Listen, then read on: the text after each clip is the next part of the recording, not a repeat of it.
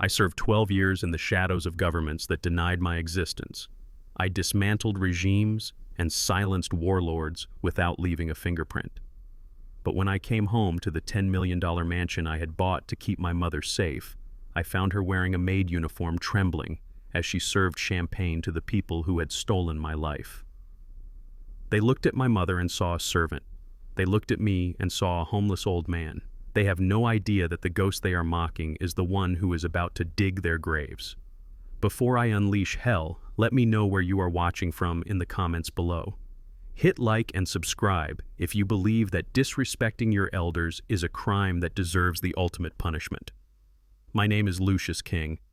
Most people think I died in a boating accident off the coast of Panama 5 years ago. That was the cover story my handlers gave my family when I went deep undercover for a final off-the-books operation. I am 73 years old, but the limp I carried as I stepped out of the taxi at JFK Airport was only half real. My left knee clicks when it rains a souvenir from a fall in Kabul, but I exaggerated the stoop in my shoulders. I needed to look like exactly what I was on paper, a broken, forgotten old man with nothing but a duffel bag and a faded army jacket. The taxi driver, a young kid with headphones around his neck, had looked at me in the rearview mirror with skepticism when I gave him the address in the Hamptons. He asked me 3 times if I was sure. People who look like me wearing boots that have seen more mud than pavement do not usually go to that part of Long Island unless they are there to cut the grass or clean the pool. I just handed him a wad of crumpled cash I had exchanged at the border. I did not tell him that I bought the land he was driving toward before the developers even knew it existed. I did not tell him that the house sitting on that cliff was designed by me, paid for with blood money earned in places God forgot specifically, so my mother Odessa would never have to lift a finger again for the rest of her life. I had wired the money to my daughter Tiana and her husband Brad 12 years ago. The instructions were simple: build the house, move Mama in, hire the best nurses, keep her happy. I stayed away to keep them safe from my enemies. Now that I was retired, officially a ghost, I was coming home to surprise them. I imagined Mama sitting on the porch wrapped in a blanket looking at the ocean. I imagined Tiana running out to hug me. But as the taxi rounded the final bend of the private driveway, the fantasy evaporated like mist. The iron gates I had paid for were closed. A security booth, which was not in the original blueprint, stood guard like a checkpoint. Loud thumping bass music vibrated through the closed windows of the cab. The driveway was lined with cars that cost more than most people earn in a decade. Porsches, Bentleys, a bright yellow Lamborghini. The taxi driver hesitated. He said he could not go further without a pass. I told him to let me out right there. I grabbed my duffel bag and stepped onto the gravel. The wind was cold, carrying the salt spray from the Atlantic, but it also carried the smell of expensive cigars and roasting meat. I walked up to the pedestrian gate. A security guard, a man half my size with a uniform that was too tight, stepped out. He looked me up and down with a sneer that I had seen on 1,000 faces before. He saw a black man in dirty clothes and assumed I was lost or begging. He did not ask for my name, he just pointed a thumb back toward the main road. He told me the delivery entrance was 2 miles back and that the kitchen was not taking handouts today. I did not argue. I did not tell him that the ground he was standing on belonged to me. In my line of work, you do not storm the front door when you can slide through the cracks. I apologized, pitching my voice to sound raspy and weak. I told him I was looking for Odessa King. I said I was an old friend from the church. The guard laughed. He said there was no Odessa King listed as an owner here. He said the estate belonged to Mr. and Mrs. Sterling, Brad and Tiana. My stomach tightened. The house was supposed to be in Mama's name. That was the deal. The guard stepped closer, his hand resting on his taser. He told me to turn around and start walking before he called the cops to haul me away for trespassing. I shuffled away, dragging my left leg. I waited until I was around the bend, out of his line of sight. Then the limp vanished. I moved into the dense line of hedges that bordered the estate. I knew these hedges. I knew the perimeter fence behind them because I was the one who insisted on the reinforced steel mesh. But I also knew the flaw. 12 years ago, I had instructed the contractors to leave a service hatch behind the generator unit on the north side, just big enough for a man to squeeze through in an emergency. It was meant to be an escape route for my family. Today, it was my way in. I moved through the underbrush with the silence of a predator. The years fell away. My breathing slowed. My senses sharpened. I found the hatch concealed under overgrown ivy.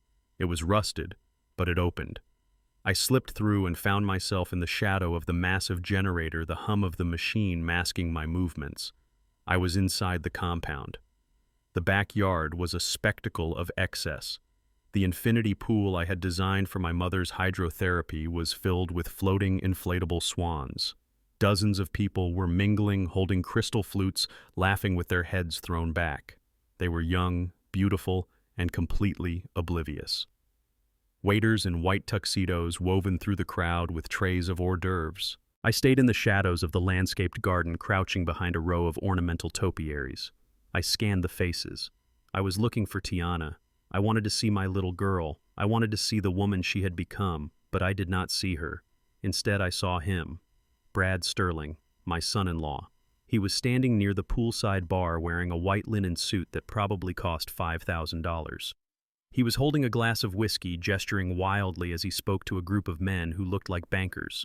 He looked heavier than the last photo I had seen, his face flushed with alcohol and arrogance. He was laughing, a loud barking sound that grated on my nerves. I watched him slap one of the men on the back, playing the role of the generous host, the king of the castle. And then I saw her. At first, I didn't recognize the woman standing near the patio doors.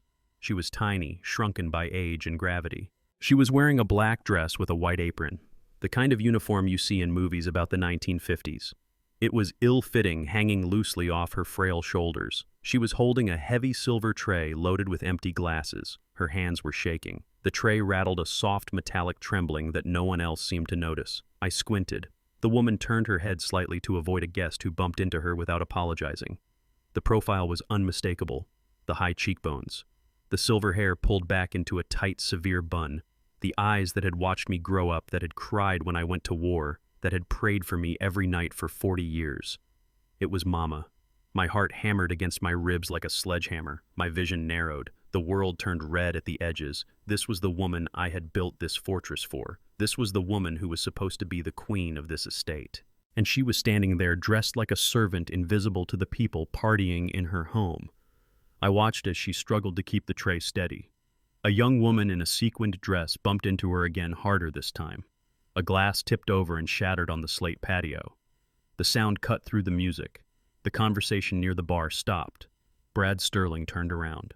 The smile vanished from his face, replaced by a look of pure, unadulterated annoyance. He didn't rush over to see if the old woman was hurt. He didn't apologize to his guests for the accident. He marched over to her, his expensive shoes crunching on the broken glass. I was close enough to hear him. I was close enough to snap his neck before his body hit the floor. But I froze. I needed to see this. I needed to know the depth of the rot. Brad loomed over her. He was a foot taller than my mother. He pointed a finger in her face. He didn't call her Mom. He didn't call her Mrs. King. "Jesus Christ, Nana," he hissed, his voice dripping with venom. "How hard is it to hold a tray? You're embarrassing me." Mama looked down at her feet. She looked terrified. "I'm sorry, Mr. Brad," she whispered. Her voice was thin, cracked. "My hands. The arthritis." "I don't care about your hands." Brad snapped loud enough for the nearby guests to hear. He grabbed the tray from her, shoving it onto a nearby table with a clatter. "I told you if you want to stay in this house, you have to earn your keep. We don't run a charity here. Clean this up, now, before I decide to put you back in the basement room with no window." The basement. The blood in my veins turned to ice. I had designed the basement as a wine cellar and storage. It was cold, damp, unfinished. Mama fell to her knees. She began picking up the shards of glass with her bare, trembling hands. A jagged piece sliced her thumb. A drop of bright red blood fell onto the white patio stone. She didn't flinch. She just kept cleaning, wiping the blood away with her apron. Brad turned back to his guests, his smile switching back on like a light bulb. "Sorry about that, everyone," he announced, his voice booming with fake charm. "Good help is so hard to find these days, especially when you inherit them." The guests laughed. They actually laughed. I stood in the shadows, my fingernails digging into my palms so hard that I felt the skin break. The pain grounded me. Every instinct in my body screamed at me to charge, to tear through that hedge vault, the fence, and beat him until he couldn't remember his own name. I had killed men for less. I had toppled governments for less. But 12 years in Black Ops had taught me one thing above all else. Anger is a weapon, but only if you control it. If you let it control you, it's a suicide vest. If I attacked him now, I would be arrested. I was legally dead. I had no ID, no access to my accounts yet, no legal standing. I would be just a crazy old man attacking a wealthy homeowner. Brad would spin the story. He would say I was dangerous. He would use it to hurt Mama even more. No. Death was too easy for Brad Sterling. A bullet is a mercy he did not deserve. I didn't want him dead. I wanted him dismantled. I wanted him to lose his money, his status, his freedom, and his pride. I wanted him to feel the same fear my mother was feeling right now. I watched Mama struggle to her feet, clutching the broken glass in her apron. She limped toward the service door, looking smaller and more defeated than I had ever seen her. I took a deep breath, forcing my heart rate to slow down. I released my fists. I wiped the blood from my palms onto my jeans. I stepped back deeper into the foliage. I had seen enough to know the war had started, but I was missing one piece of intelligence. Where was Tiana? Was she part of this? Did she know her husband was treating her grandmother like a slave? Or was she a victim too? I couldn't move against Brad until I knew where my daughter stood. If she was complicit, God help me, she would fall with him. If she was a prisoner, I would burn the world down to free her. I adjusted the collar of my ragged jacket. I wasn't Lucius King, the wealthy owner tonight. I wasn't the father coming home. Tonight I was just a ghost. And ghosts are very good at haunting houses without being seen. I circled around the back of the property toward the kitchen entrance where Mama had disappeared. The sun was setting, casting long, dark shadows across the lawn. The party was getting louder, the lights in the pool turning the water a neon blue. I slipped into the darkness. The hunt was on. Here is the detailed script for Part 2, written in English as requested, optimized for AI voice reading with a natural flow and emotional depth. I stood in the shadow of the doorway watching the woman who used to be my little girl. Tiana was sitting at the massive marble island in the center of a kitchen that cost more than my first house. It was 11 in the morning on a Tuesday, but she was pouring herself a glass of amber liquid that definitely wasn't apple juice. Her hands were shaking. I watched the crystal decanter rattle against the rim of the glass. The sound echoed in the empty, sterile room like a cry for help. She looked terrible. The vibrant, glowing girl I remembered had been replaced by a ghost. Her skin was pale and her eyes were surrounded by dark, bruised circles that makeup couldn't hide. She looked like she hadn't slept in a week, or perhaps she was terrified of what she saw when she closed her eyes. I felt a sharp pain in my chest, a physical ache that had nothing to do with my old joints and everything to do with a father's broken heart. I wanted to run to her and knock that glass out of her hand and wrap her in a blanket, but I froze. I caught my reflection in the stainless steel refrigerator. I barely recognized myself, so I knew she wouldn't either. My beard was thick and gray, untrimmed for months. My skin was weathered from working outdoors, and I had lost 30 pounds. I looked like a drifter. I looked like nobody. That was exactly what I needed to be.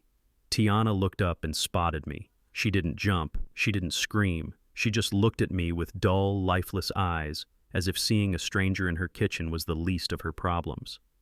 "Who are you?" she asked. Her voice was raspy. I bowed my head slightly, adopting the posture of a man who is used to being invisible. "The agency sent me, ma'am. I'm the new maintenance man, the gardener." She blinked slowly, trying to process the information through the fog of alcohol. "Oh, right. The other one. Brad fired him yesterday. Something about the roses."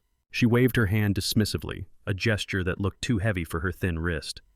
"Just don't make any noise." "My husband. Brad. He has a headache. Everyone has a headache in this house." She turned back to her drink, and I felt a wave of relief mixed with sorrow. She didn't know me. My own daughter looked right at me and saw nothing but a servant. I walked past her, moving deeper into the house. It was a cold place. Everything was white or gray or chrome. It felt less like a home and more like a showroom or a clinic. There were no photos on the walls, no clutter, no signs of life. I needed to find Odessa, my wife, the woman who had stuck by me through bankruptcy and illness, the woman who deserved to be sitting on a throne, not hidden away in this mausoleum. I found her in the laundry room. I stood in the doorway and my knees almost gave out. They hadn't given her a room. They had put a folding cot in the narrow space between the washing machine and the wall. It was a windowless box that smelled of bleach and damp lint. My Odessa. The woman who loved fresh air and sunlight was curled up on that cot under a thin gray blanket. She looked so small, frail. I stepped inside, trying to keep my breathing steady. "Odessa," I whispered. She stirred and opened her eyes. They were cloudy. The dementia had been stealing her away from me by inches for the last 2 years, but seeing the vacancy in her stare now broke me all over again. She looked at me, and a small, confused smile touched her lips. "Lucius," she whispered, "you're late for supper." I knelt beside her, grasping her cold hand. "I'm here, Odessa. I'm here." She patted my rough cheek. "Lucius is coming back." He didn't die. They said he died, but he didn't. He's just working late. He's always working. She didn't see me. She saw a memory of me. To her, I was just a comforting presence, a hallucination brought on by loneliness. I swallowed the lump in my throat. "I need you to eat something, Odessa," I said softly. She shook her head. "Not allowed. Brad said no eating in the laundry room. Crumbs bring ants. No ants allowed. Rage. It started in my stomach and spread to my fingertips, hot and electric. I looked around the tiny room. On the side of the dryer, there was a magnetic whiteboard. Written in jagged, angry red marker were instructions.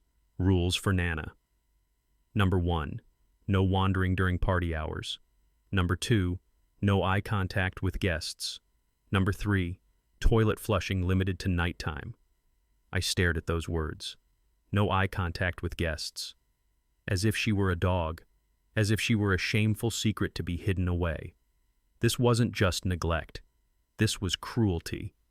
This was a systematic stripping away of her dignity. Brad. This had Brad's fingerprints all over it.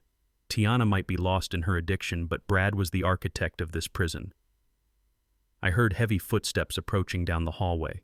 The sound of expensive leather shoes striking the hardwood floor with arrogant purpose. I stood up quickly and moved away from Odessa, pretending to inspect the washing machine.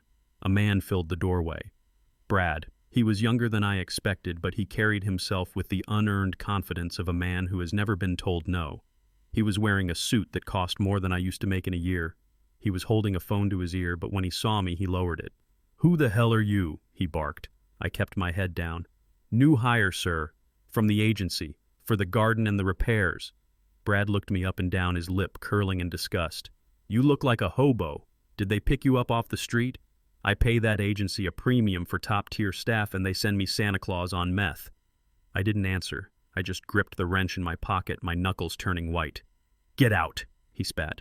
"I'm calling them right now. You're fired. Get off my property before I call the cops." He turned his back on me, dialing a number on his phone. I was about to lose my access. I was about to lose the only chance I had to save them. I needed a miracle. Suddenly, a loud, grinding noise echoed from the backyard. It sounded like metal chewing on metal, followed by a high-pitched whine. Brad froze. "What is that? What did you break?" "It's the pool pump, sir," I said quietly. My voice was steady. "It sounds like the bearings are seized. If it runs like that for another 5 minutes, the motor will burn out. That's a $10,000 replacement." Brad looked panicked. He rushed to the back door, looking out at the massive infinity pool. "Well, don't just stand there, make it stop." I walked past him. I moved with a speed that belied my age. I went out to the pump house. I knew this model. I knew machines. Machines were honest. They didn't lie. They didn't cheat. They didn't treat their mothers like animals. If you treated a machine with respect, it worked. I grabbed a specialized tool from my belt. I bypassed the safety switch and adjusted the tension on the impeller. It was a temporary fix, a trick I learned 30 years ago working on industrial turbines. In 30 seconds, the grinding stopped. The whine faded into a gentle hum. The water began to circulate smoothly again. I wiped my greasy hands on a rag and turned around. Brad was watching me. The panic in his eyes had been replaced by calculation. He was doing the math. "I saved the motor," I said. "It will hold, but you need a new bearing eventually." Brad hung up his phone. He looked at the pump, then back at me. The other guy said we needed a whole new system. He quoted me 15 grand. He was lying, I said. Or he was stupid. "You just need a $50 part and someone who knows how to install it." Brad smiled. It wasn't a nice smile. It was the smile of a predator who just found a wounded animal he could use. "You know how to fix the HVAC too. The AC is making a noise." I nodded. "I can fix anything, sir." Brad laughed, a sound devoid of humor. Well, aren't you a hidden treasure? Fine. You can stay. But don't think you're getting full rate. Since you look like a bum, I'm paying you off the books. Cash. Half the agency rate. Take it or leave it.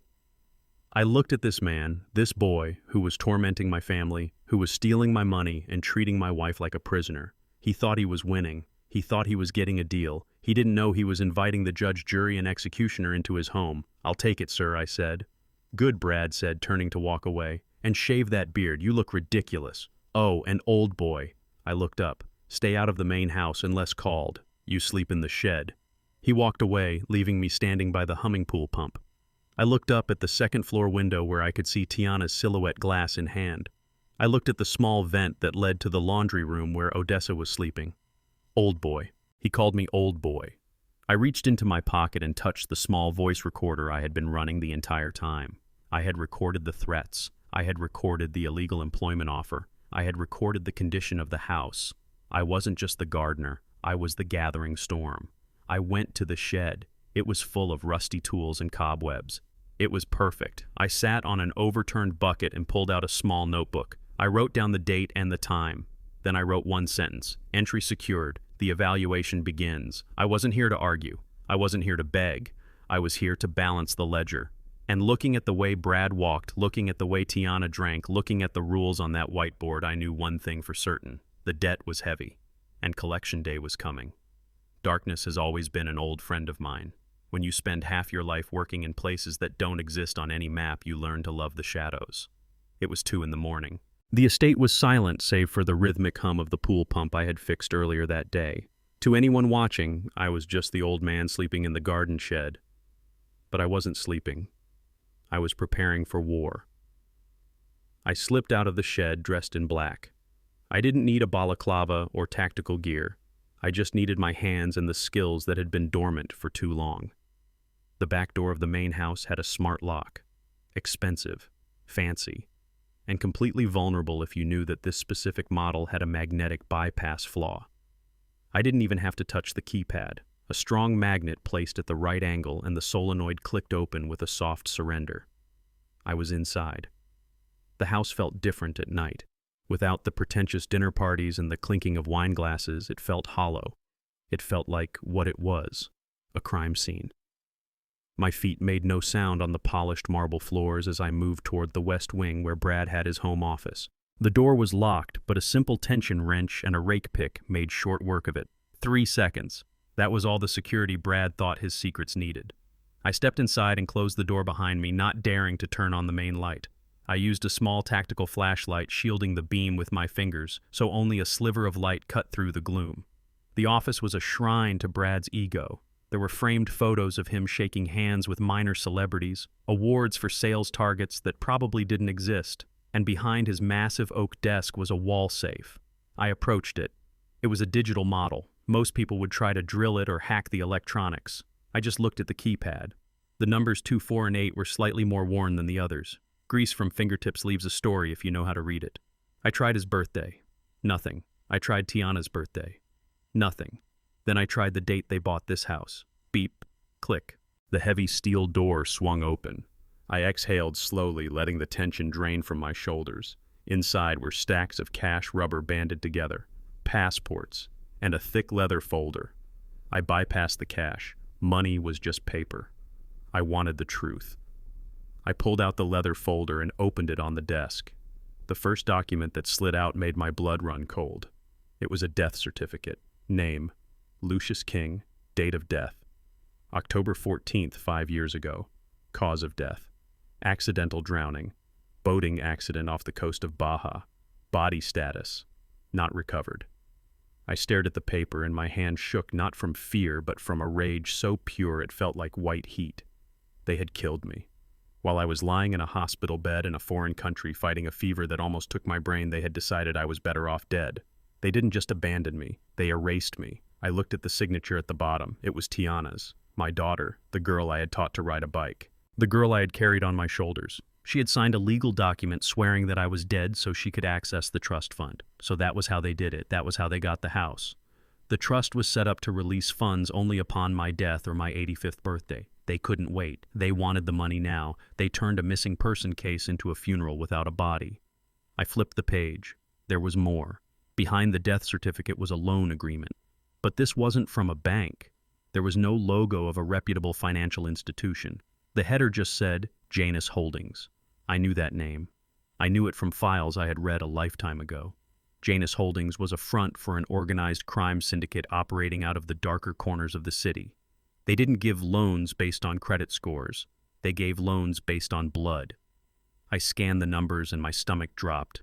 Principal amount, $5 million. Interest rate, 20% monthly, collateral. The King estate. Brad wasn't just a spoiled brat. He was a gambler and a fool. He had borrowed $5 million from sharks and he had put my house, Odessa's house, on the line. I did the math quickly in my head. Based on the dates, he was already 3 months behind on payments. That explained the lack of staff. That explained the cheap repairs. He was drowning. And when the water finally went over his head, he wasn't going to be the only one who suffered. These people didn't foreclose with lawyers. They foreclosed with fire and baseball bats. They would throw Odessa out on the street or worse. I took out my phone and snapped high-resolution photos of every document, the death certificate, the loan agreement, the forged signatures. I had the evidence of fraud. I had the evidence of their desperation. But I wasn't done. Information is good, but intelligence is better. I needed to know what Brad was planning. I needed to hear the panic in his voice when he thought he was alone. I reached into the deep pocket of my work trousers. I didn't just carry wrenches. I pulled out a small black case. Inside were 3 listening devices. These weren't the cheap bugs you buy at a spy shop. These were military-grade piezoelectric microphones, the size of a grain of rice. Battery life of 6 months, impossible to detect with standard sweepers. I moved to the landline phone on the desk. Brad was old-fashioned in his affectations. He liked making deals on a corded phone. It made him feel powerful. I unscrewed the mouthpiece. It took 10 seconds to solder the bug into the existing circuitry. Now every call he made, every threat he received would be recorded directly to my server. But the office wasn't enough. A man like Brad does his dirtiest business when he thinks he's moving. I packed up the safe exactly as I found it. I wiped the keypad with a microfiber cloth to remove my fresh prints. I locked the office door behind me and moved toward the garage. The garage was a cavernous space smelling of rubber and premium wax. In the center sat a silver sports car, German engineering, fast, loud. It was Brad's pride and joy. I slid underneath the chassis. It was low to the ground, but I was thin now. The hunger of the last few years had stripped away the fat, leaving only sinew and bone. I located the rear wheel well. There was a hollow space inside the frame rail. Perfect. I attached the second device. This one was a GPS tracker combined with an audio transmitter. It would tell me where he went, who he met, and what he said. If he drove to meet his loan shark, I would know. If he went to sell my wife's jewelry, I would know. I slid out from under the car and dusted myself off. I stood in the silence of the garage looking at this machine that cost more than most people earn in a decade. Brad thought this car made him a man. He thought the suit made him a king. He was about to learn that a king isn't defined by what he owns, but by what he protects. I made my way back to the garden shed. The night air was cool against my skin. I slipped inside my humble quarters and sat on the cot. I put on my headphones and typed a command into my laptop. The screen flickered to life. 2 green dots appeared on the map. Audio streams active. I could hear the silence of the office. I could hear the settling of the car engine in the garage. I lay back staring at the wooden beams of the shed roof. The anger was still there, burning in my gut, but it was controlled now. It was fuel. They had signed my death certificate. They thought Lucius King was a memory, a ghost to be forgotten. Well, they were half right.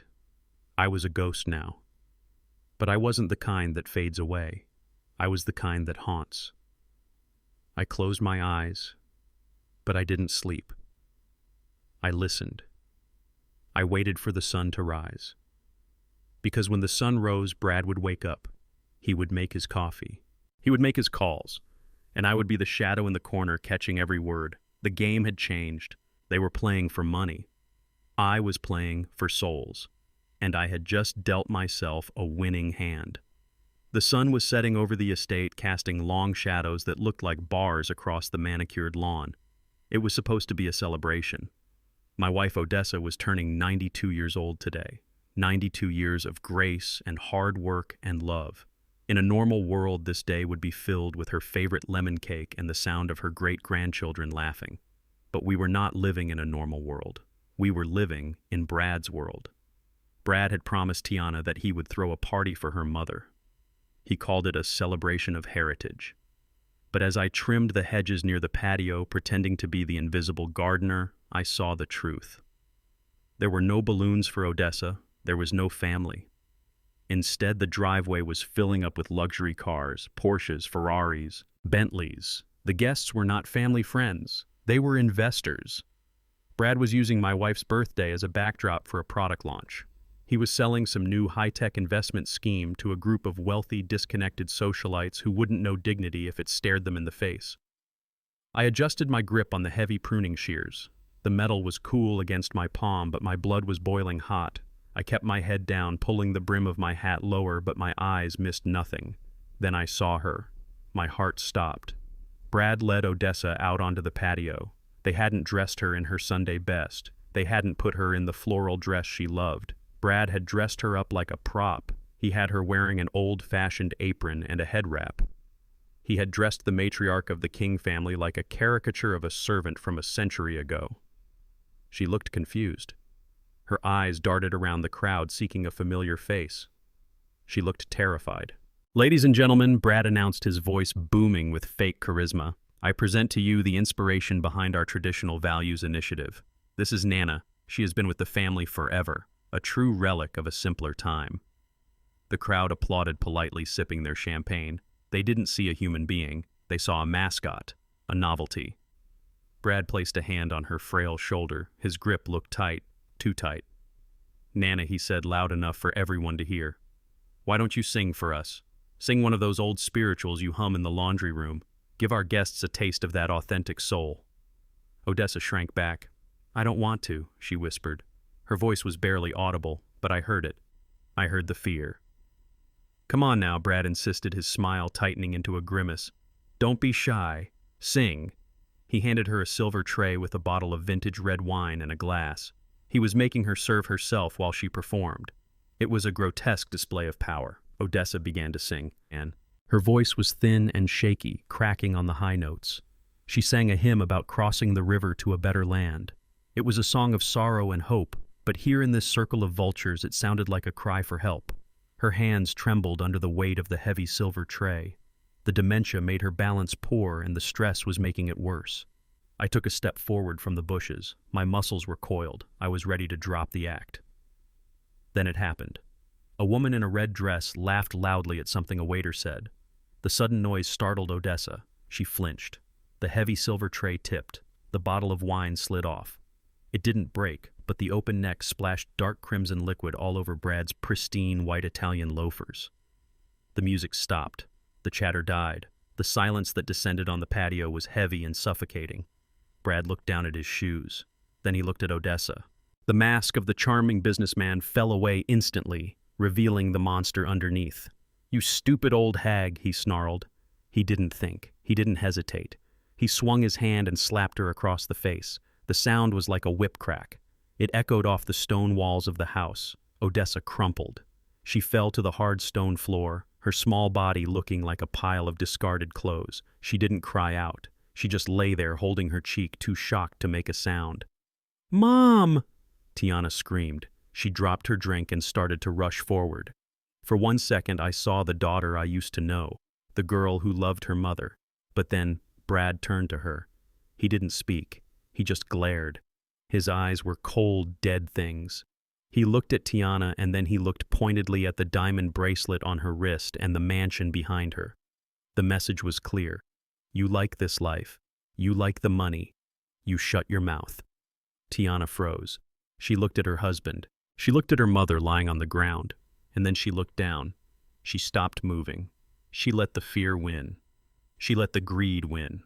My vision went red. It wasn't a figure of speech. The world actually turned a shade of crimson. The sound of the party faded into a dull roar like the ocean in a storm. The only thing I could hear was the pounding of my own heart. I gripped the pruning shears. They were sharp enough to cut through a thick branch with a single snap. They would cut through a human throat just as easily. I started walking. I wasn't the gardener anymore. I wasn't the old man. I was Lucius King. I was the man who had survived wars and boardrooms and betrayals. I walked out of the shadows. 3 steps. I could reach him in 10. I visualized it, the blade entering the soft tissue under the jaw, the look of surprise in his eyes, the spray of blood that would match the wine on his shoes. It would be justice. It would be fast. It would be satisfying. I was 15 feet away. Brad was busy wiping his shoe, not even looking at the woman he had just assaulted. He was complaining to a guest about the cost of the leather, 10 feet away. I shifted the shears to a combat grip. Then I stopped. I froze mid-step. My breathing was ragged. Why did I stop? I looked at Brad. If I killed him now, it would be over. The police would come. I would go to prison for the rest of my short life. Tiana would inherit everything immediately. The debt to the mob would be paid off by his life insurance. Odessa would be put in a state home because Tiana wouldn't care for her alone. If I killed him now, I would only be solving the problem for myself. I would be venting my anger, but I wouldn't be saving my family. And death was too easy for him. A clean death was a mercy. It was an escape. Brad didn't deserve mercy. He deserved to feel what he had made us feel. He deserved to be stripped. He deserved to be humiliated. He deserved to lose the one thing he loved more than life itself. His money, his reputation, his ego. I wanted him to live long enough to see his empire turn to ash. I wanted him to be alive when he realized he was nothing. I stepped back into the shadows. The urge to kill was still there, vibrating in my bones, but I pushed it down. I locked it away in a cold iron box in my mind. I watched as a waiter helped Odessa up. Tiana stood uselessly to the side, wiping a tear but doing nothing. Brad laughed off the incident, ordering the band to play something upbeat. They went back to their party. They went back to drinking and laughing as if they hadn't just witnessed a crime. I turned and walked away. I went back to the shed. I closed the door and locked it. My hands were still shaking, but now they were steady enough for what I needed to do. I reached under the loose floorboard where I kept my emergency kit. I pulled out a satellite phone. It was old, heavy, and untraceable. I hadn't used it in 6 years. I prayed the number still worked. I dialed. 1 ring, 2 rings, 3. Click. A voice on the other end. Distorted. Mechanical. Identification. King of Spades, I said. My voice sounded like gravel. There was a pause. A long pause. Then the voice changed. It was human now. Surprised. Lucius, we thought you were dead. Not yet, I said. I'm calling in the favor. The Singapore job. You remember? I remember, the voice said. What do you need? I looked out the small, dusty window toward the main house where the lights were blazing and the music was thumping. I need the Alpha team, I said.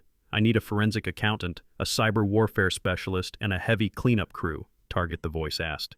I took a deep breath. Bradford Sterling, I said, and Janus Holdings. There was a low whistle on the other end.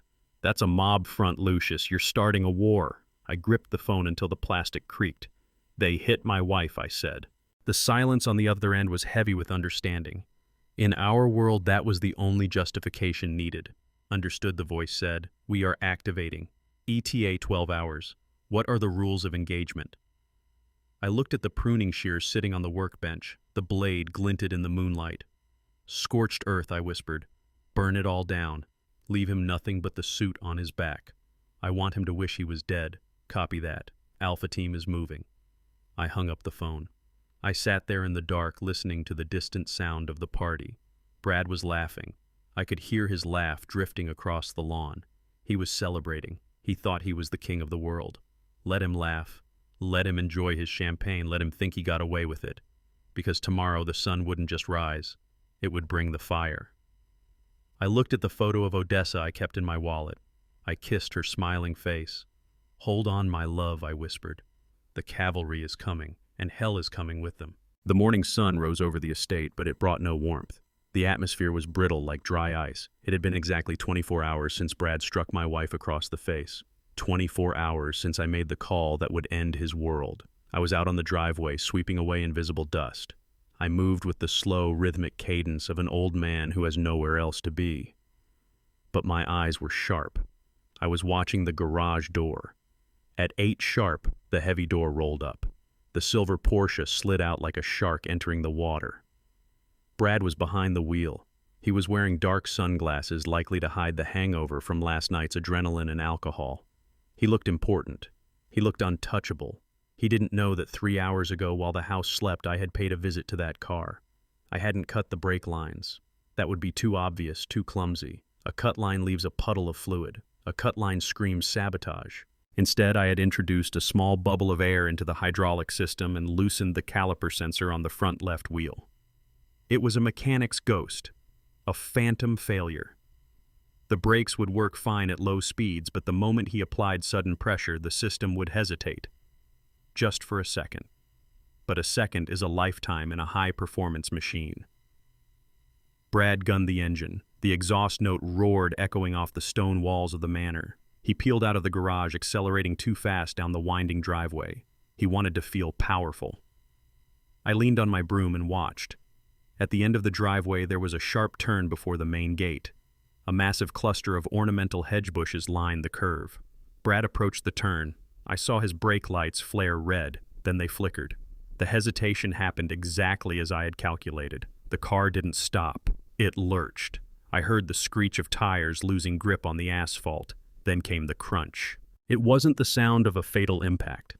It was the sickening sound of fiberglass and expensive metal tearing against thick wood branches.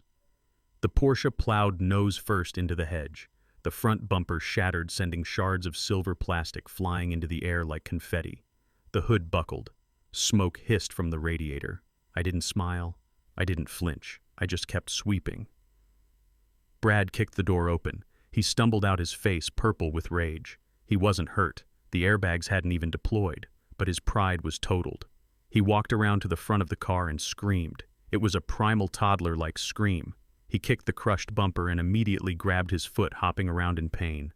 I slowly walked over my broom, scratching against the pavement. "Sir," I said, my voice flat, "are you all right?" He spun around wild-eyed. "The brakes," he shouted, spitting saliva. "The damn brakes didn't work. This is a $100,000 car and the brakes failed." He pulled out his phone and dialed the dealership, screaming threats that would make a sailor blush. He didn't see me inspecting the wheel well. I casually reached in and tightened the sensor back into place. By the time the tow truck arrived, the diagnostic computer would show nothing wrong. It would look like driver error. It would look like he lost control. The seed of doubt was planted. By noon, the mood in the house had shifted from tense to toxic. Brad was on a rampage. He was convinced that the world was conspiring against him. He couldn't accept that he was a bad driver, so he decided someone had to be blamed. He lined the staff up in the grand foyer. The cook, the 2 maids, the regular driver, even the pool boy. "You are all incompetent," he bellowed, pacing back and forth like a dictator. "How does a car just fail? Who was in the garage? Who touched it?" The staff looked at their feet, terrified. They needed these jobs. They had families. No one spoke. "Fine," Brad yelled. "You're all fired. Every single one of you. Get your things and get out. I want this house empty in an hour. I'll hire professionals who know how to respect my property." Tiana stood on the stairs watching. She looked pale. "Brad," she said softly, "you can't fire everyone. Who will cook? Who will clean?" "I don't care," Brad snapped. "I'd rather live in filth than with traitors." He turned and saw me standing by the door holding a bucket of fertilizer. He paused. He looked me up and down. I made myself look smaller. I let my mouth hang open slightly, giving him the impression of a simpleton who barely understood English. "Not you," he grunted, pointing a finger at my chest. "You stay. You were outside sweeping when it happened, and you're too stupid to know how to sabotage a car." I nodded slowly. "Yes, sir. Thank you, sir." He dismissed the others with a wave of his hand. I watched as the loyal staff who had served this house for years packed their bags in tears. I felt a pang of guilt, but I pushed it down. They were better off away from here. They were escaping a sinking ship. I was the one drilling the holes. Now we were alone. Just Brad, Tiana, the bedridden Odessa, and me. The isolation was part of the plan. Night fell heavy and cold. The forecast called for a frost. Perfect. I waited until lights out at 11. I went to the basement utility room. The HVAC system was a modern marvel of engineering controlled by a central computer. But like the car, it had physical vulnerabilities. I located the pressure relief valve for the hot water circulation system. I adjusted the tension spring. Then I went to the main thermostat control box on the wall. I bypassed the safety limiter. I commanded the system to heat the water to boiling, but I disabled the circulation pump for the second floor. Pressure would build, the pipes would expand, and the weakest joint would give way. I had identified the weakest joint 2 days ago. It was the connector valve right above the master bedroom. I went back to my shed and waited. At 2 in the morning, chaos erupted. It started with a loud bang like a gunshot inside the walls. Then came the sound of rushing water. I ran to the main house, acting the part of the concerned servant. I found Brad and Tiana in the hallway. They were soaked. Water was spraying from the ceiling vent in their bedroom, turning their expensive silk sheets into a soggy mess. The water wasn't hot by the time it sprayed, but it was freezing cold coming from the ruptured main line mixing with the boiler water. "Do something!" Brad shrieked. He was shivering, his hair plastered to his skull. I ran to the basement and shut off the main valve. The water stopped, but the damage was done. The master bedroom was ruined. The carpet was a sponge. The mattress was destroyed. I came back upstairs with a toolbox. "It looks like a pressure surge, sir," I said, examining the vent. "Very rare. Bad luck." Brad was shaking uncontrollably. First the car, now the house. What is happening? He looked around the dark hallway. The shadows seemed to stretch toward him. For the first time, I saw fear in his eyes. Not anger, fear. He was beginning to feel like the universe was targeting him. I fixed the pipe temporarily. "You'll have to sleep in the guest room, sir," I said. "The heat is off for the night." He didn't argue. He just retreated to the guest room, dragging a wet blanket behind him. But I wasn't done. The physical attacks were just the softening up artillery. Now it was time for the chemical warfare.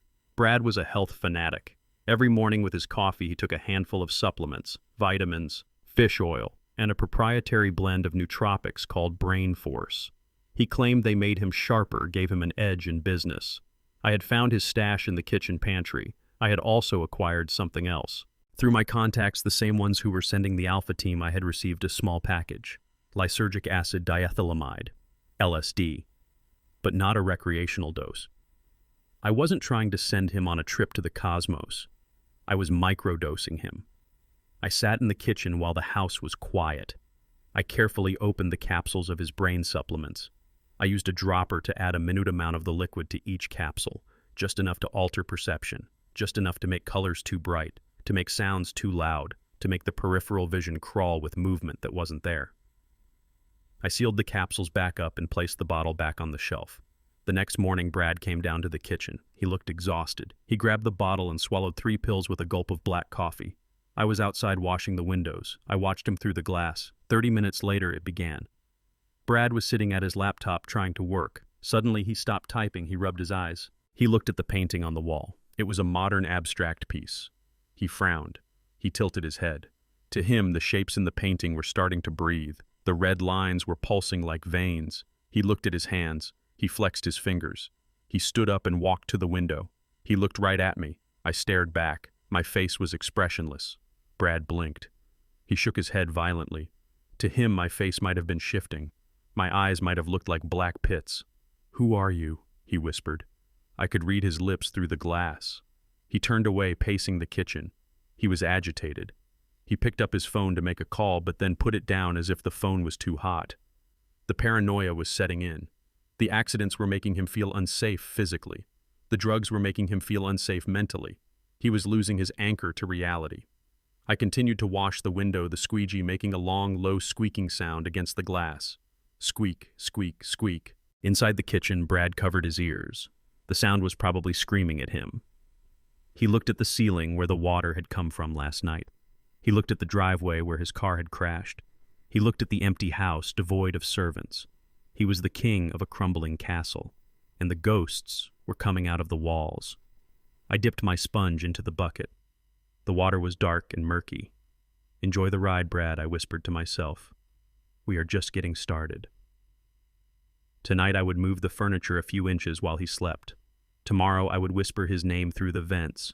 He wanted to be a big man. He wanted to control everything. Let's see how much control he has when he can't trust his own eyes.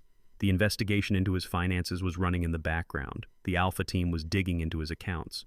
But that was just numbers. This was personal. This was about breaking the man so that when the financial blow finally landed, he wouldn't have the strength to stand back up.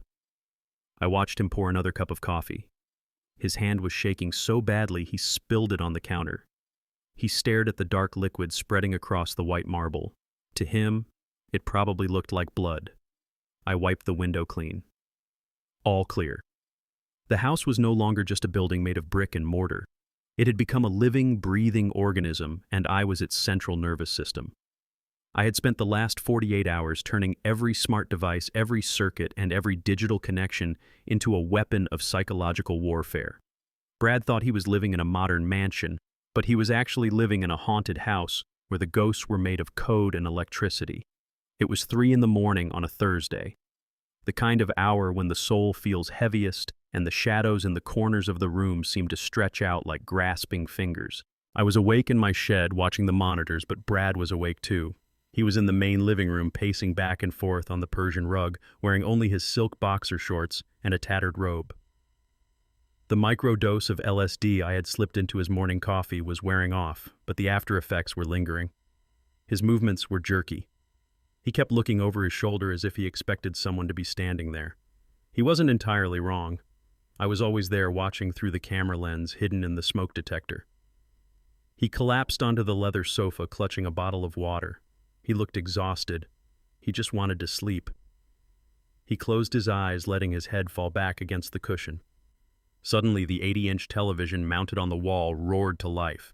The volume was set to maximum. The sound of a breaking news alert exploded through the silent house like a grenade. Brad jumped so hard he spilled water all over himself.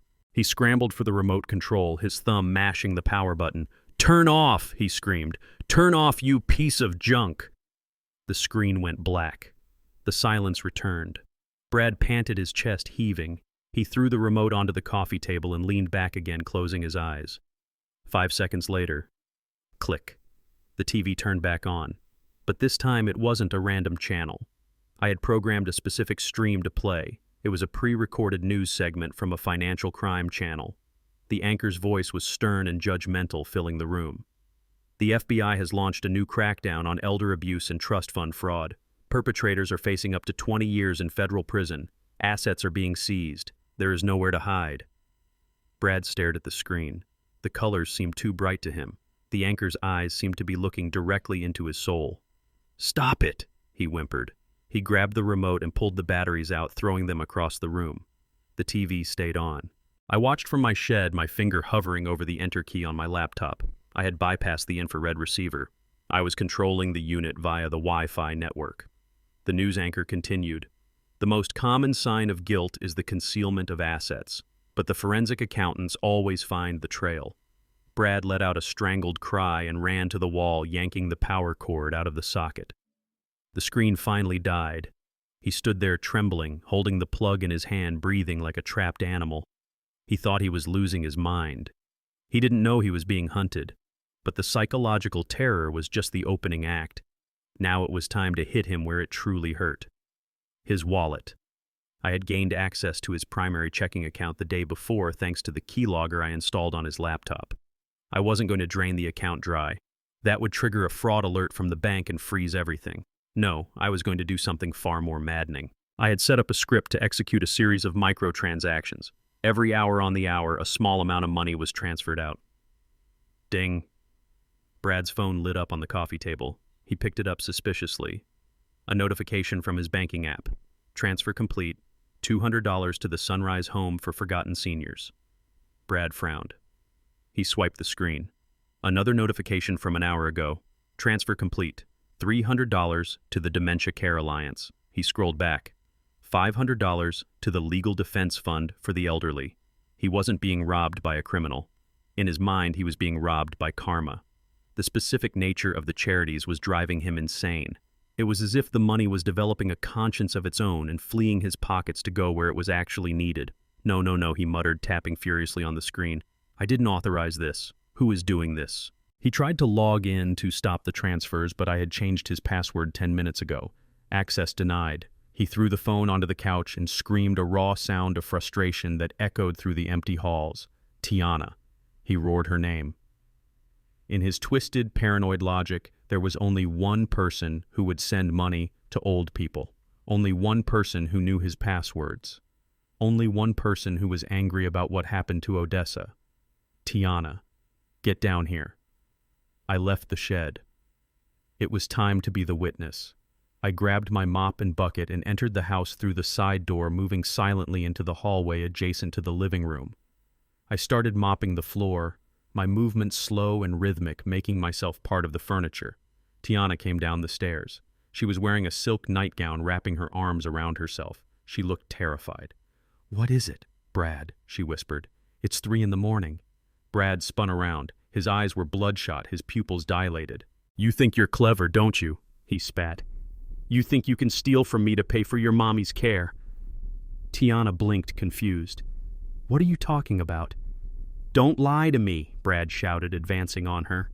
"The money, the transfers, thousands of dollars going to charity. You're the only one with access. You're trying to bleed me dry because I pushed the old hag." Tiana backed away until she hit the wall. "I didn't touch your money, Brad. I don't even know your passwords. You change them every week." "Liar," Brad screamed. He grabbed a vase from the side table and threw it.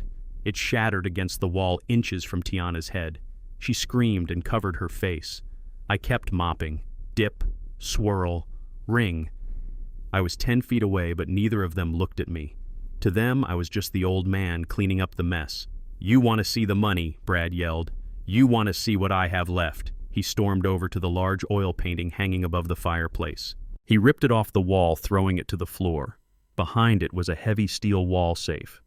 "This is my money," he ranted. "My cash. The banks are against me. The cars are against me. But this is mine." He was losing control completely. The drugs, the lack of sleep, the fear, it all culminated in this moment of reckless stupidity. He needed to prove he still had power. He needed to see the cash to reassure himself that he was still the king. He grabbed the digital dial. He didn't block his view. He didn't lower his voice. "You think you can guess this code?" he screamed at Tiana. "You think you're smart enough? It's invincible." He spun the dial. 77, he shouted. I paused my mop. I memorized the number, 14. He spun it the other way, 32. I repeated the numbers in my head, 77, 14, 32, 9, beep, click. The heavy bolts retracted. Brad ripped the door open. He reached in and pulled out stacks of cash, hugging them to his chest. "See?" he yelled, his voice cracking. "It's still here. You can't touch this. This is my getaway fund. This is my blood." Tiana was crying now, sliding down the wall to the floor. "Brad, please stop. You're scaring me. You're having a breakdown." "Breakdown?" Brad laughed, a manic, high-pitched sound. "I am the only one who sees the truth. The house is trying to kill me, the car tried to kill me, and you are stealing from me." He shoved the money back into the safe and slammed the door shut. He spun the dial, locking it. "Get out of my sight," he hissed. "Go back to your room. If I see you touch my phone again, I will throw you and your mother out on the street tonight. I don't care if it's freezing. I will end you." Tiana scrambled up and ran up the stairs, sobbing. Brad stood there panting, staring at the safe. He leaned his forehead against the cold steel. I finished mopping the section of the floor near the doorway. I picked up my bucket. Brad turned and looked at me. For a second, his eyes cleared. He realized I had been there the whole time. "What are you looking at, old boy?" he growled. "Nothing, sir," I said, my voice raspy and subservient. "Just cleaning up the broken glass, sir, so no one cuts their feet." Brad sneered. "Useless. Everyone is useless." He turned off the lights and stumbled toward the kitchen, probably to find more alcohol to silence the voices in his head. I walked back to the utility room to dump the dirty water. I watched the dark swirl of water go down the drain. I had the combination. 77, 14, 32, 9. He had screamed his secrets to the world, thinking he was asserting dominance. Instead, he had just handed me the key to his coffin. I didn't need to break the safe. I didn't need drills or explosives. He had given it to me.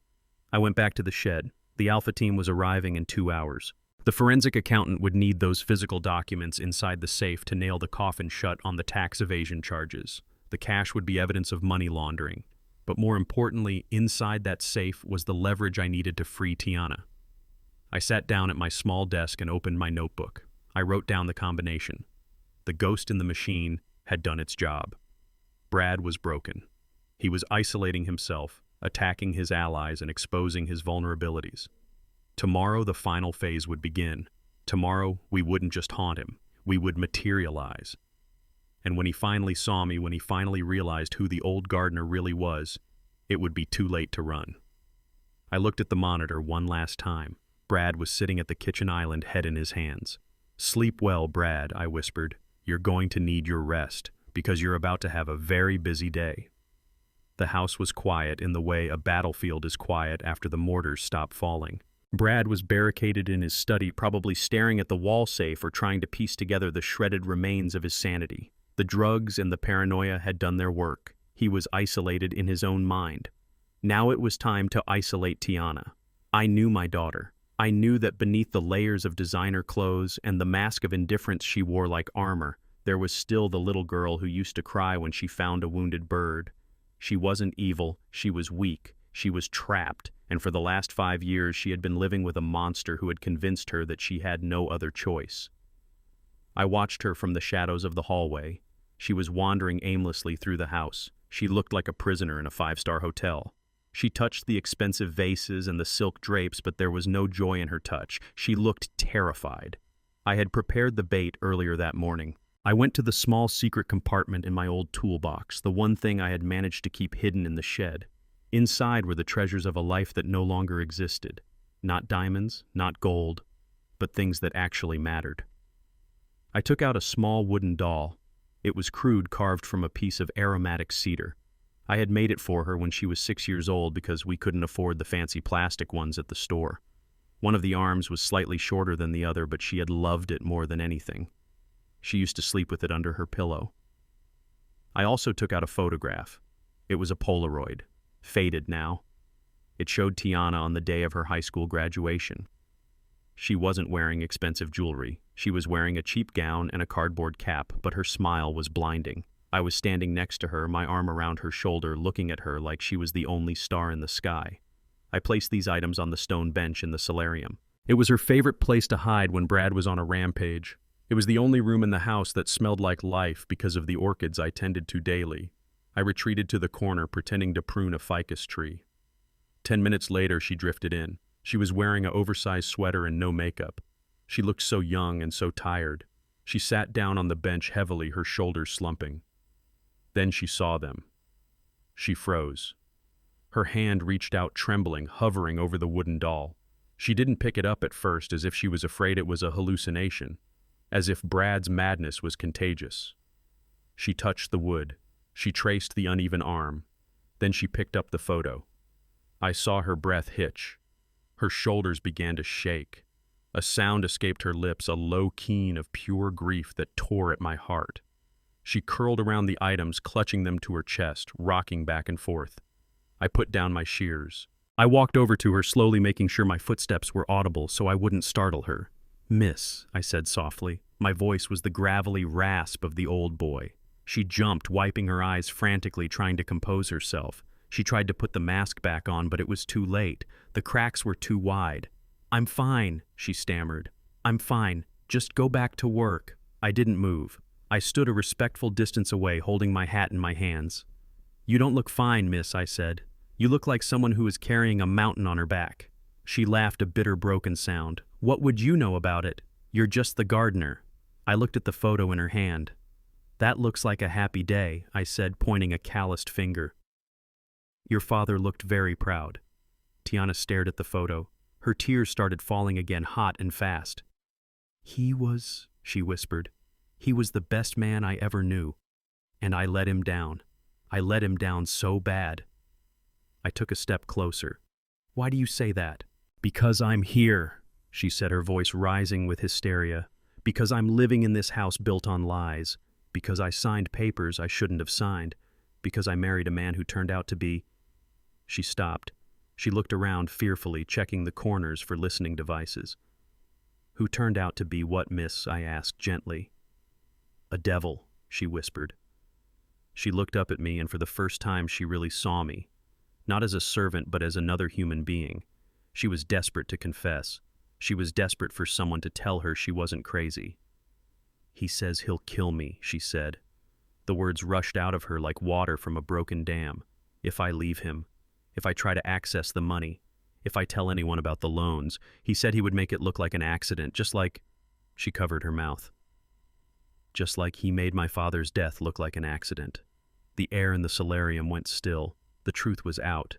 She hadn't killed me. She hadn't planned it. She had been coerced. She believed I was dead, and she believed Brad had done it. She was living with the man she thought murdered her father because she was terrified she would be next. I felt a wave of relief wash over me, so powerful my knees almost buckled. She was a victim, not a villain. I moved closer. I sat down on the bench next to her. A gardener does not sit with the mistress of the house. It was a breach of protocol. Tiana looked at me, shocked by my boldness. "What are you doing?" I looked into her eyes, the same eyes I had looked into the day she was born. "He can't hurt you anymore, Tiana," I said. My voice changed. I dropped the raspy accent. I spoke with my true voice, deep, resonant, the voice that used to read her bedtime stories. She froze, her pupils dilated. She pulled back, pressing herself against the stone wall. "Who are you?" she whispered. "Why did you say my name like that?" I didn't answer with words. Not yet. Words can be lies. Bodies tell the truth. I held out my right hand. I placed it palm down on the bench between us. It was an old hand weathered by sun and soil, but on the back of the hand, right between the thumb and the forefinger, was a scar. It was white and jagged, shaped like a perfect letter V. It happened when Tiana was 7. We were fishing.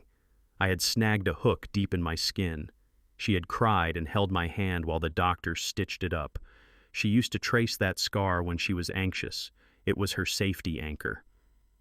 Tiana stared at the hand. She stared at the scar. The world seemed to stop spinning. I could hear the hum of the ventilation system. I could hear the beat of my own heart. She reached out. Her finger trembled as she touched the white line of the scar. She traced the V. She looked up at my face. She looked past the beard. She looked past the wrinkles. She looked into my eyes. "Daddy," she breathed. It was barely a whisper, a sound so fragile it might have broken if the wind blew. I nodded slowly. She opened her mouth to scream, to cry out in joy and shock, to alert the whole house that the dead had risen.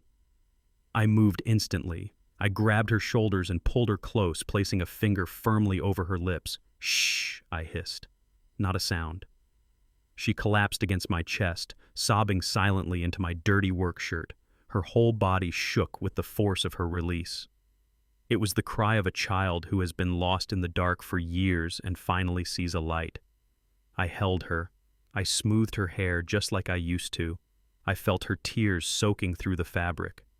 "I'm here, baby girl," I whispered. "I'm here. I didn't die. I had to go away to survive, but I came back for you. I came back for Mama."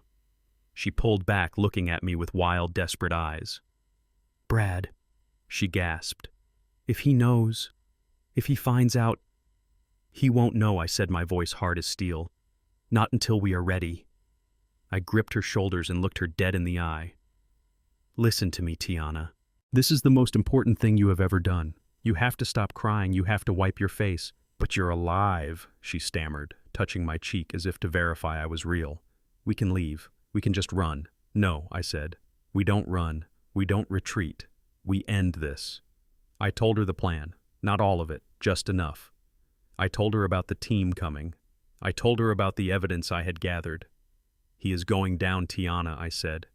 "He is going to lose everything. The money, the house, the freedom. But I need you to be strong. I need you to go back in there and be the scared wife for one more day. Can you do that?" She took a deep breath. She looked at the wooden doll in her lap. She looked at the scar on my hand. She straightened her back. I saw the fear in her eyes recede, replaced by a cold, burning anger. She wasn't just a victim anymore. She was a king. "I can do it," she said. "Good." I stood up. I picked up my shears. I became the gardener again. The transition was instant. "Keep the doll," I said. "Hide it. When you feel afraid, hold it and remember that the cavalry is already inside the walls." She nodded. She stood up and smoothed her dress. She didn't look back at me. She walked out of the solarium with her head high. I watched her go. Brad thought he had isolated her. He thought he had broken her spirit, but he had made a fatal mistake. He had forgotten that blood is thicker than water and far thicker than money. I went back to pruning the ficus. Snip, snip. The pieces were all on the board now. The trap was set. The allies were united. Tomorrow Brad Sterling would face his judgment, and he wouldn't be facing a senile old woman and a terrified wife. He would be facing the combined wrath of a family that he had tried to bury. I cut a dead branch off the tree and let it fall to the floor. Clean up on aisle 5, I whispered to the empty room. The war did not begin with an explosion. It began with the soft, rhythmic clicking of a keyboard inside a nondescript van parked 3 blocks away. My Alpha team had arrived. They were invisible to the naked eye, but their presence was felt in every fiber of the digital world surrounding the estate. I sat in my shed listening to the comms link in my ear. I was pruning a basket of hydrangeas, my hands working the shears with practiced ease while my mind was synchronized with the destruction of Brad Sterling's empire. "Target acquired," said a voice in my ear. It was the Kid, my lead cyber specialist. "We have bypassed the firewall on his private equity firm.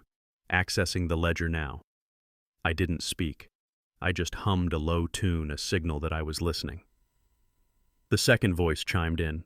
It was the Shark, my former corporate attorney who knew where every financial body was buried. "I'm looking at these files, Lucius. It's worse than we thought. He's not just laundering money. He's running a Ponzi scheme. He's using new investor money to pay off the interest on the mob loans. He is robbing Peter to pay Paul, but Paul is holding a gun." "Release the hounds," I whispered. The attack was surgical. At 9 in the morning, Brad sat in his home office trying to project an image of success. He was on a video call with potential investors, smiling that predatory smile of his. Then his screen flickered. A notification popped up in the corner, then another, then a cascade. I was in the hallway polishing the baseboards so I could hear everything. "What is this?" Brad muttered. He clicked his mouse frantically.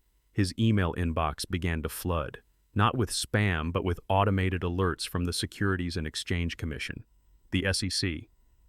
The 3 letters that make grown men in suits wet the bed. Subject: Notice of investigation regarding Bradford Sterling. Subject: Freeze of assets pending audit. Subject: Subpoena for digital records. Brad's face went the color of ash. He stammered an excuse to the investors and slammed his laptop shut, but closing the lid doesn't stop the fire. His phone began to ring. It was his personal banker. I could hear the voice on the other end, loud and panicked. "Mr. Sterling, your accounts have been flagged. We have a federal hold on all liquidity. You cannot withdraw. You cannot transfer." Brad stood up, knocking his chair over. He ran his hands through his hair, pulling at the roots. "No, no, no," he screamed. "This is a mistake. This is a glitch." He tried to log into his offshore accounts, the ones he thought were hidden in the Cayman Islands. Access denied. The Kid had done his work. We hadn't just reported him. We had locked him out of his own life. Brad was pacing the room like a caged tiger. He was hyperventilating. He knew what was coming. The SEC investigation would take months, but the mob wouldn't wait that long. The loan shark Janus Holdings expected a payment of $200,000 by Friday. If he missed it, they wouldn't send a letter. They would send a hitman. He needed cash. Clean, untraceable cash. And he needed it now. He looked out the window at the sprawling estate, the pool, the tennis court, the manicured gardens I had tended with my own hands. He didn't see a home. He saw a life raft. He grabbed his phone and dialed a number. Not a real estate agent. An agent would ask questions. An agent would take months. He dialed a contact he had met in the shadowy corners of the underground gambling world. "I need a buyer," he hissed into the phone. "Today. Cash. No questions asked." "Yes, I know the market value is $15 million. I don't care. I'll take 7. 7 million cash. But it has to be done by sunset." I smiled as I wiped a smudge of dust from the floor. 7 million. He was selling my $20 million legacy for pennies on the dollar because he was terrified.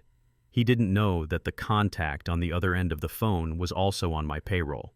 2 hours later, a black SUV with tinted windows rolled up the driveway.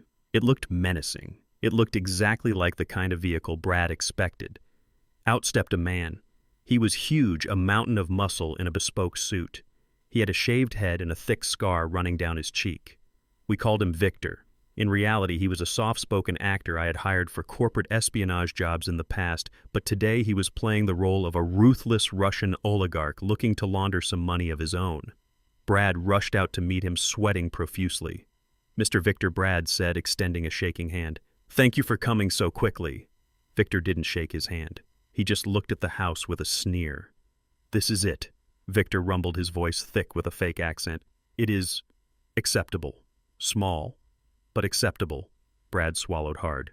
"It's a prime estate. 15 acres. Marble from Italy. It's worth double what I'm asking." "7 million, Victor said, cutting him off. "Cash. In a briefcase. In my car. Take it or leave it." "I'll take it," Brad said too quickly. The desperation was pouring off him like a foul smell. "We need signatures," Victor said. "You and the wife. The deed is in both names, yes?" Brad nodded feverishly. Yes. She's inside. She'll sign. She does what I tell her. I was already inside. I had found Tiana in the kitchen. She was clutching the wooden doll I had given her. She looked pale, but her eyes were steady. "It's happening," I told her. "The buyer is here. It's one of us. You just have to sign." "But the house," she whispered. "We're losing the house." I took her hands. "We are not losing anything. You are selling the house to a shell corporation that I own. We are buying our own house back, Tiana, and we are using Brad's panic to do it. He thinks he is saving himself, but he is signing away his only leverage." She nodded, taking a deep breath. She put the doll in her pocket. "I'm ready," she said. Brad burst into the kitchen. He looked manic. "Tiana, get into the living room. Now." "There is a man there. He is buying the house." "What?" Tiana asked, feigning shock. "Brad, we can't sell the house. Where will we live?" "What about Mama?" "Shut up," Brad hissed, grabbing her arm. "We are selling it. We have to. It's business. You will sign the papers and you will smile. Do you understand? If you don't sign, I will leave you here with the debt. I will leave you to rot." He dragged her into the living room where Victor was waiting like a statue. "This is my wife," Brad said, pushing Tiana forward. "She is ready to sign." Victor placed a stack of documents on the coffee table. Next to it, he placed a heavy metal briefcase. He opened the case. It was filled with stacks of $100 bills. Brad's eyes bulged. He looked at the money like a starving man looks at a feast. He reached out to touch it, but Victor slammed the case shut. "Signatures first," Victor said. Brad grabbed the pen. He signed his name so hard he almost tore the paper. He was signing away his rights. He was signing away his claim to the property. He was legally evicting himself. "Now you," Victor said, looking at Tiana. Tiana picked up the pen. Her hand trembled. She looked at Brad. "Brad, please," she whimpered. "This is our home. Sign it." Brad snarled through gritted teeth. She signed. Victor checked the papers. He nodded. He pushed the briefcase toward Brad.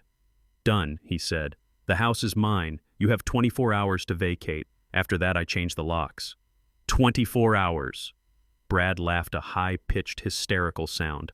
"I'll be gone in 2. I just need my clothes and my car." He grabbed the briefcase. He hugged it. He thought he had won. He thought he had $7 million to run away with. He didn't know that the serial numbers on those bills were flagged by the FBI. He didn't know that the moment he tried to spend that money, he would be lighting a flare for every federal agent in the country. I walked into the room carrying a tray with tea. "Refreshments, sir?" I asked, looking at Victor. Victor looked at me. For a split second, his eyes twinkled with recognition, but he kept his face stone cold. "No tea," Victor said. "I do not drink with peasants." Brad laughed. "You see, old boy, even the new owner knows you're worthless. Get out of here. Go pack your trash. You're fired, too." I bowed my head. "Yes, sir." "Whatever you say, sir." I walked back to the kitchen. I put the tray down. I watched Brad running up the stairs, clutching the briefcase 2 steps at a time. He was running to pack his bag. He was running toward a freedom that was actually a cage. The audit was complete. The asset was secured. The enemy was disarmed. I pulled out my phone and sent a text message to the Alpha team. Phase 1 complete. The rat has the cheese. Close the trap. Tonight, Brad would try to flee the country. Tonight, he would drive that Porsche to the private airfield where he had chartered a plane. But he wouldn't make it to the plane, because the car had a GPS tracker, and the police had just received an anonymous tip about a man fleeing the jurisdiction with $7 million in stolen funds. I walked to the window and looked out at the sun dipping below the horizon. The sky was the color of a bruise. It was almost over. But before the police took him, I had one last appointment with Mr. Sterling. He needed to know who really beat him. He needed to know that the checkmate didn't come from the SEC or the mob. It came from the gardener. I went to the closet and pulled out my old suit. It was dusty, but it was a bespoke Italian cut. I shaved my beard standing in front of the small mirror in the pantry. The face that stared back was older, harder, but it was Lucius King. I adjusted my tie. "It's showtime," I whispered. The storm outside was mirroring the chaos inside the house. Rain lashed against the panoramic windows like handfuls of gravel, and the wind howled through the eaves. But the real turbulence was in the living room where Brad Sterling was trying to force the final piece of his salvation into place. I was standing in the shadows of the hallway, my hand resting on the hidden panel that controlled the estate's main breaker. I had been waiting for this moment. The buyer, my man Victor, had demanded one last thing before the funds could be fully cleared: a quitclaim deed signed by the original title holder, Mama Odessa. Brad was desperate. He had the cash briefcase in his car, but he knew that without this paper the transfer could be flagged and the money seized. He needed that signature to make the $7 million real. I watched through the crack in the door. Brad had dragged Odessa out of her room. She was sitting in a high-backed chair looking small and terrified. Tiana was standing nearby crying silently, her hand in her pocket clutching the wooden doll I had given her. "Just put your thumb on the paper," Brad shouted.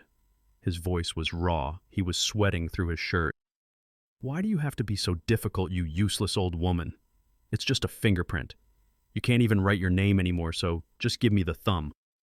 Odessa clenched her fist. She didn't understand the legal implications, but she understood the malice. She knew this man was bad. She knew he was hurting her family. In her dementia, she had found a core of iron obstinacy. "No," she whispered. "Not yours. My house. Lucius's house." Brad screamed a sound of pure frustration. He grabbed her wrist. His grip was brutal. He tried to pry her fingers open to press her thumb onto the ink pad. "Let her go!" Tiana cried, stepping forward. "You're hurting her, Brad. Stop it!" Brad backhanded the air, forcing Tiana to retreat. "Stay back. I am doing this. I am saving us." He reached into his pocket and pulled out a small case. Inside was a syringe, a sedative. I recognized the label. It was a heavy-duty tranquilizer he used for his back spasms. "If she won't do it willingly, she'll do it while she sleeps," Brad hissed. He uncapped the needle. That was the line. He was about to assault my wife with a chemical weapon. He was about to cross from cruelty into physical violation. I didn't hesitate. I didn't breathe. I pulled the lever. Kerchunk. The sound of the main breaker tripping was heavy and final. Instantly, the house was plunged into absolute darkness. The storm clouds blocked the moon so there was no ambient light. The living room became a cavern of ink. I heard Brad gasp. "What the hell? The power. Why is the power out?" I moved. I knew this house better than I knew the back of my own hand. I knew that the floorboard by the sofa creaked. I knew exactly where the coffee table was. I moved through the darkness like a wraith. I slipped past Tiana. I touched her shoulder briefly, a signal we had agreed upon. She grabbed her mother's hand and pulled her down to the floor behind the heavy velvet sofa.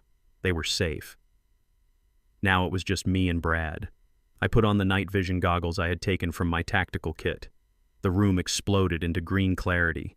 I could see Brad standing in the center of the room holding the syringe, waving it blindly in the dark. He was spinning around, terrified. "Who's there?" he called out. His voice trembled. "Is that you, Victor? This isn't funny." I didn't answer. I stepped heavily with my boots. Thud, thud, thud. It wasn't the shuffle of a gardener. It was the rhythmic, disciplined march of a soldier, the sound of a man coming to collect a debt. Brad froze. "Who is that? Show yourself." I activated the small directional speaker I had placed in the ceiling vents earlier that day. I spoke into my throat mic, my voice modulated to be deeper, slower, terrifying. "You woke the Grim Reaper, Brad." The voice seemed to come from everywhere and nowhere. It filled the room with a low, vibrating menace. Brad screamed. He dropped the syringe. I heard it shatter on the floor. "Get away from me," he shrieked. He fumbled at his waistband. I saw the glint of metal. A gun. A snub-nose .38 caliber revolver. He had been carrying it since the threats from the mob started. He pointed the gun into the darkness. I picked up a heavy crystal vase from the side table and threw it across the room. It smashed against the fireplace wall. Brad spun around and fired. Bang! The muzzle flash lit up the room for a split second like a strobe light. In that flash, he saw nothing but shadows. "Stay back!" he screamed, firing again. Bang!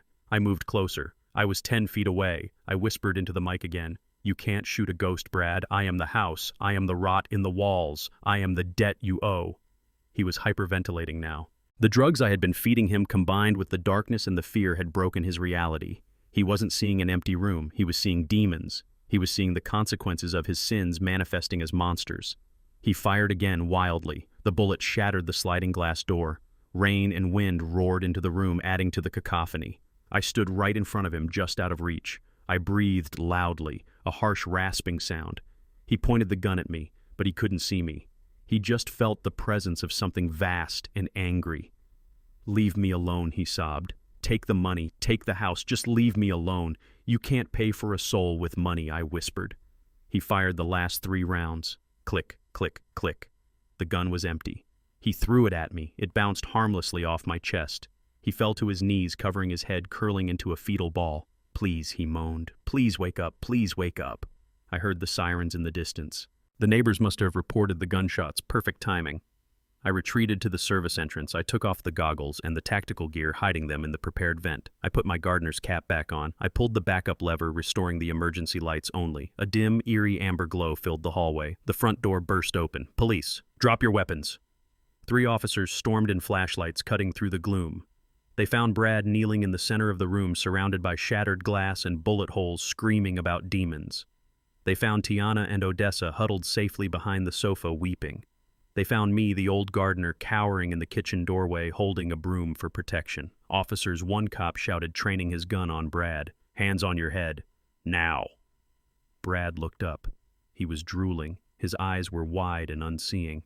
"They're here," he babbled, pointing at the empty air. "The Reapers. The soldiers. They're in the walls. Don't let them take me." He lunged at the officer, grabbing his vest, begging for protection. The officer didn't see a victim. He saw a violent assailant high on narcotics who had just discharged a weapon in a house with a child and an elderly woman. "Get him off!" the cop yelled. They tackled Brad to the ground. He fought them, kicking and screaming, possessed by his terror. It took 3 of them to cuff him. "There was someone here," Brad screamed as they dragged him out. "There was a man in the dark. A giant. He spoke to me. Check the cameras. You have to check the cameras." The lead detective looked at Tiana. "Ma'am, is there a security system?" Tiana nodded, wiping her eyes. "Yes, the server is in the study." I led them to the study. I stood innocently in the corner as the detective pulled up the feed from the last 20 minutes. I had the kid. My hacker edit the feed in real time. It was a masterpiece of digital manipulation. On the screen, the police saw the living room. They saw Brad standing alone. There was no darkness on the camera feed because the infrared mode had kicked in. They saw Brad talking to thin air. They saw him throw a vase at the wall himself. They saw him pull a gun and shoot at an empty corner. They saw him screaming at nothing. There was no soldier. There was no giant, just a man having a violent psychotic break. The detective shook his head. "He's tripping hard. Looks like a bad batch of something synthetic." He turned to me. "You work here. Has he been acting strange?" I nodded, my hands trembling just enough to sell the performance. "Yes, officer. He has been seeing things for days. He talks to the walls. He says the house is trying to eat him. I tried to stay out of his way. I was scared for the women." The detective patted my shoulder. "You did good calling us. He's going away for a long time. Assault with a deadly weapon, child endangerment, reckless discharge, and looking at his eyes, probably possession of a controlled substance." They dragged Brad out into the rain. He was still screaming about the Grim Reaper. As they shoved him into the back of the cruiser, he looked back at the house. He saw me standing in the window. I wasn't hunching anymore. I was standing tall. I slowly raised my hand and tapped my temple. I saw the realization hit him. The horror. He knew then. It wasn't a ghost. It wasn't a demon. It was the gardener. But who would believe him now? The cruiser drove away, lights flashing red and blue against the stormy sky. I turned back to the room. Tiana was helping Odessa sit up. The nightmare was leaving the property. But the work wasn't done. Brad was in a cell, but his signature was still on the deed, selling the house to my shell company. The trap had snapped shut. He had lost his freedom, his sanity, and his assets in a single night. I walked over to Odessa. She was shaken, but unharmed. "It's okay, Mama," I said softly. "The bad man is gone." She looked at me. Her eyes were clearer than they had been in months. "Lucius," she said, "you need to fix the window. It's letting the rain in." I smiled, a real, genuine smile. "I'm on it, Odessa. I'm on it." The silence in the house was deceptive. To an outsider, it looked like a peaceful morning, but inside the walls, invisible currents were shifting. Money is like water. It flows where gravity takes it, and for the last 5 years, gravity had been pulling everything toward Brad Sterling. But today, we were reversing the flow. We were making the river run uphill. Brad was out on bail. His expensive lawyers had worked a miracle getting him released pending the investigation into the shooting incident. They blamed stress. They blamed a bad reaction to medication. They painted him as a victim of exhaustion. He was back in the house, but he was a wounded animal now. Dangerous, unpredictable, and like all wounded animals, he was looking for something to bite. Tiana was ready. We had spoken in the early hours of the morning while the house slept.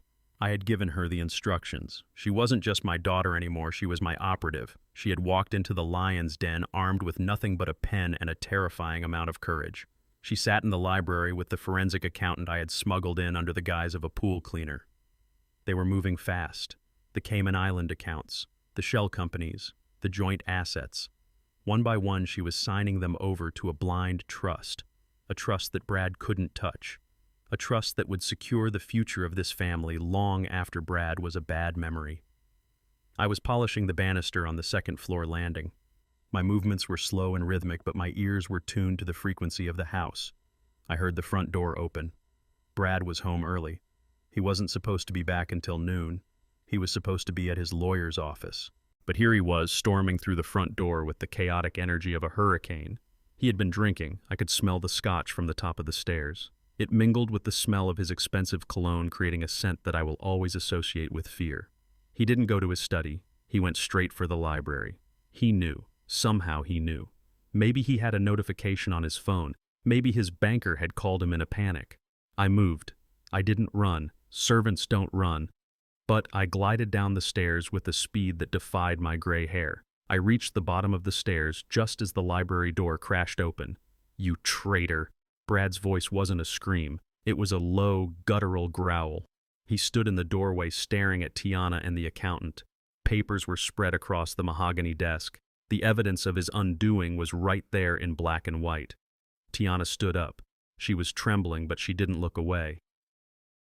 "I'm securing my future, Brad," she said. Her voice was thin but steady. "Since you seem intent on burning this house down, I'm making sure I don't burn with you." Brad's face turned a color I had never seen before, a deep, mottled purple. The veins in his neck bulged like cords. He looked at the accountant who was hurriedly packing his laptop. "Get out," Brad hissed. The accountant looked at Tiana. She nodded. "Go." The man scurried past Brad, avoiding eye contact. Now it was just the husband and the wife, and the old gardener watching from the shadows of the foyer. "You think you can steal from me?" Brad said, stepping into the room. "You think you can take my money? I made you. You were nothing before me. Just a daddy's girl with a dead father. I'm taking back what was my father's," Tiana said. "And I'm leaving you, Brad. It's over." That was the trigger. Brad didn't think. He reacted. The violence that had been simmering under his skin for years finally boiled over. He crossed the room in 2 strides. He grabbed Tiana by the hair. She screamed, a sharp, terrified sound that echoed off the high ceilings. "You aren't going anywhere," he shouted, pulling her face close to his. "You belong to me. You and this house and every cent in those accounts. You don't get to leave until I say you can leave." He raised his right hand. His fist was clenched. It wasn't a slap he was preparing. It was a punch meant to break bone, a punch meant to silence her forever. Tiana squeezed her eyes shut, bracing for the impact. The fist came down, but it never landed. I was there. I didn't remember moving across the foyer. One moment I was by the stairs, the next I was between them. My left hand shot up. I caught his wrist mid-swing. The sound of flesh hitting flesh was loud, a sharp slap that stopped the room cold. Brad stopped. He looked down. He saw a calloused, dirty hand gripping his wrist. He looked up. He saw the old gardener. But he didn't see the subservient old man anymore. He saw eyes that were cold and hard as flint. He saw a posture that was straight and dangerous. "Let go of me, old man," Brad snarled. "Do you want to die?" I didn't let go. I tightened my grip. My fingers dug into the pressure points on his wrist. The tendons shifted under my thumb. "No, sir," I said. My voice was low, devoid of any accent. It was the voice of Lucius King. "I don't want to die, and I don't want you to hit my daughter." Brad's eyes widened. He heard it. He heard the slip. "My daughter." "What did you say?" he whispered. I didn't answer with words. I answered with physics. I stepped in, closing the distance. I rotated my hip and twisted his wrist outward while simultaneously driving my elbow into his forearm. It was a simple technique. Aikido calls it kote geishi. The street calls it a wrist lock. There was a sickening pop. It sounded like a dry branch snapping in the winter woods. Brad screamed. It was a high-pitched sound of pure agony. His knees buckled. He dropped to the floor, clutching his hand, which was now bent at an impossible angle. Tiana gasped, covering her mouth. I stood over him. I adjusted my cuffs. "Careful with that hand, master," I said softly, looking down at him. "Bones are so fragile when you use them for violence." Brad was writhing on the carpet, tears streaming down his face. "You broke it," he sobbed. "You broke my wrist. You crazy old psycho. I'll kill you. I'll have you arrested." I looked at Tiana. She was staring at me with awe. "Go to your room," I told her. "Lock the door." She nodded and ran. I looked back at Brad. He was trying to crawl toward his phone, which had fallen on the floor. I kicked the phone away. It slid under the heavy oak desk. "We have a problem, sir," I said, crouching down beside him. My voice went back to the raspy whisper of the gardener. "You are very clumsy. You really should watch where you are going." "What are you talking about?" Brad wheezed, holding his swelling wrist. I grabbed him by the collar. He tried to fight, but the pain in his arm made him weak. I hauled him up. I dragged him out of the library and into the foyer. We stood at the bottom of the grand staircase. "You fell, sir," I said. "You were drunk. You were running down the stairs to catch your wife and you slipped. You put your hand out to break your fall and snap. A terrible accident." Brad looked at me with horror. "You're going to push me." "No," I said. "I don't need to push you. The injury is already consistent with a fall. But we need to make sure the rest of you matches the story." I shoved him hard. Not down the stairs, but into the heavy wooden newel post at the base of the banister. His shoulder struck the wood with a thud. "There," I said, brushing off my hands. "Now you have the bruising to match." I pulled my phone out of my pocket. I dialed 911. "Emergency," the operator said. I put panic into my voice. "Please help, it's Mr. Sterling." He fell. He fell down the stairs. I think his arm is broken. He's screaming. "Please hurry." I hung up. Brad was staring at me from the floor. He was cradling his broken wrist, his face pale with shock. "Who are you?" he whispered. "Who the hell are you really?" I leaned in close. My face was inches from his. I let him see the scar on my hand. I let him see the fire in my eyes. "I'm the one who knocks Brad. I'm the one who cleans up the trash. And right now, you look very messy." The sirens began to wail in the distance. "Remember," I hissed, "you fell. If you say anything else, if you say the old gardener knows martial arts, they will put you in the psych ward next to the people who see aliens. You are already on bail. You are already unstable. Do you really want to tell the police that an old man with a bad back overpowered you?" Brad closed his eyes. He realized the trap. If he told the truth, he looked crazy. If he lied, he admitted defeat. He was checkmated. The paramedics arrived in a flurry of activity. They loaded him onto a stretcher. He moaned in pain as they stabilized his wrist. "What happened, sir?" the medic asked. Brad looked at me. I was standing by the door, holding his hat, looking like a worried servant. I fell," he croaked. "I tripped on the stairs." I smiled internally. "We will take good care of the house, sir," I called out as they wheeled him away. "Don't you worry about a thing." The doors closed. The ambulance drove away. I closed the front door and locked it. The click of the deadbolt was the most satisfying sound I had heard in years. I walked back to the library. I picked up the phone that I had kicked under the desk. I placed it back on the table.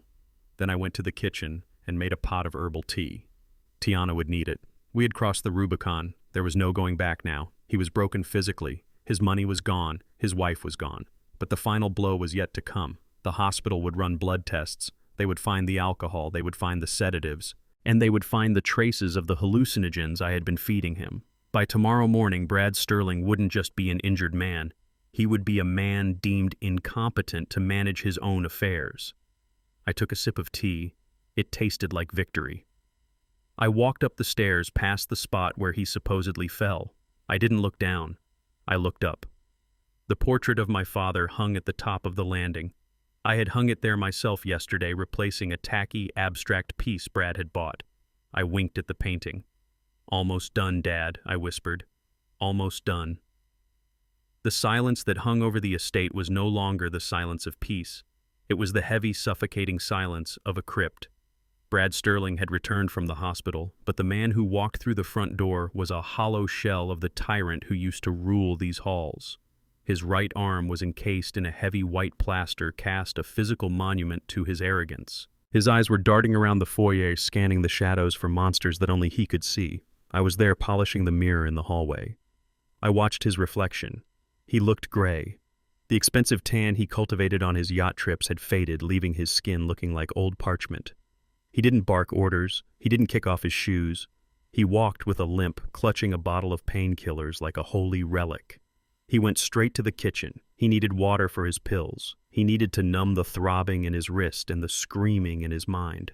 I had placed the package on the kitchen island exactly 10 minutes ago. It was a small box wrapped in plain brown paper. No return address, just his name written in block letters with a heavy black marker.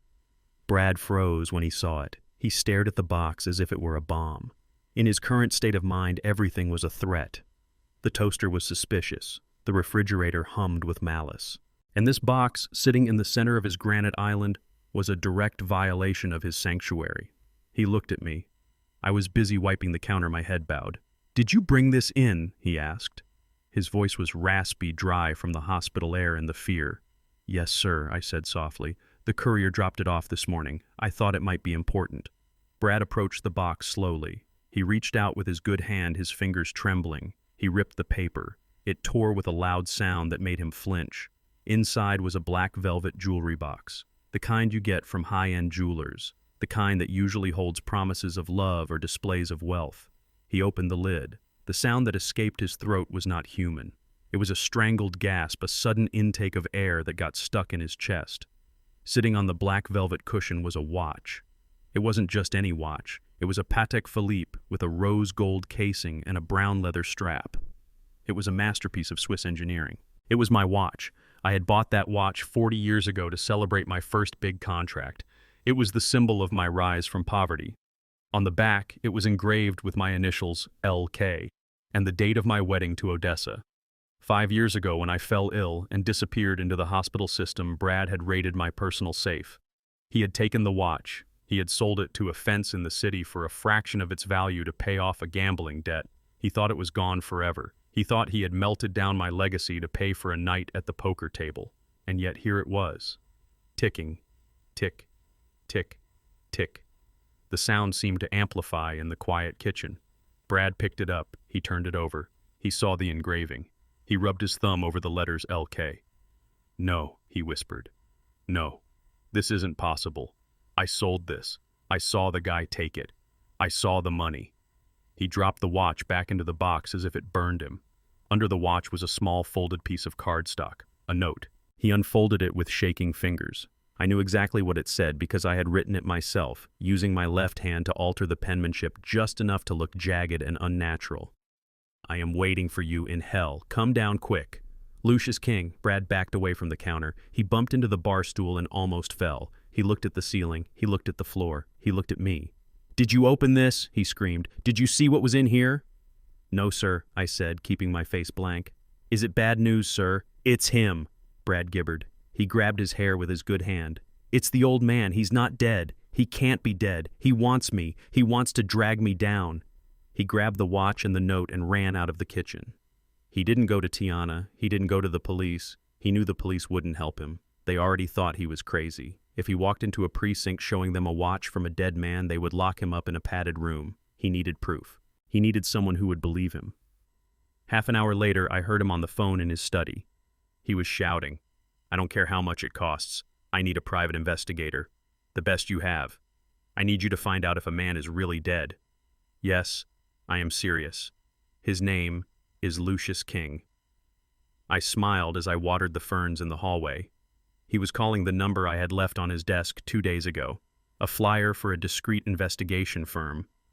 The man on the other end of the line was not a stranger. He was an old associate of mine, a former detective named Miller who had been forced off the force for being too good at digging up dirt on the wrong people. Miller was on my payroll now. I heard Brad agree to a meeting.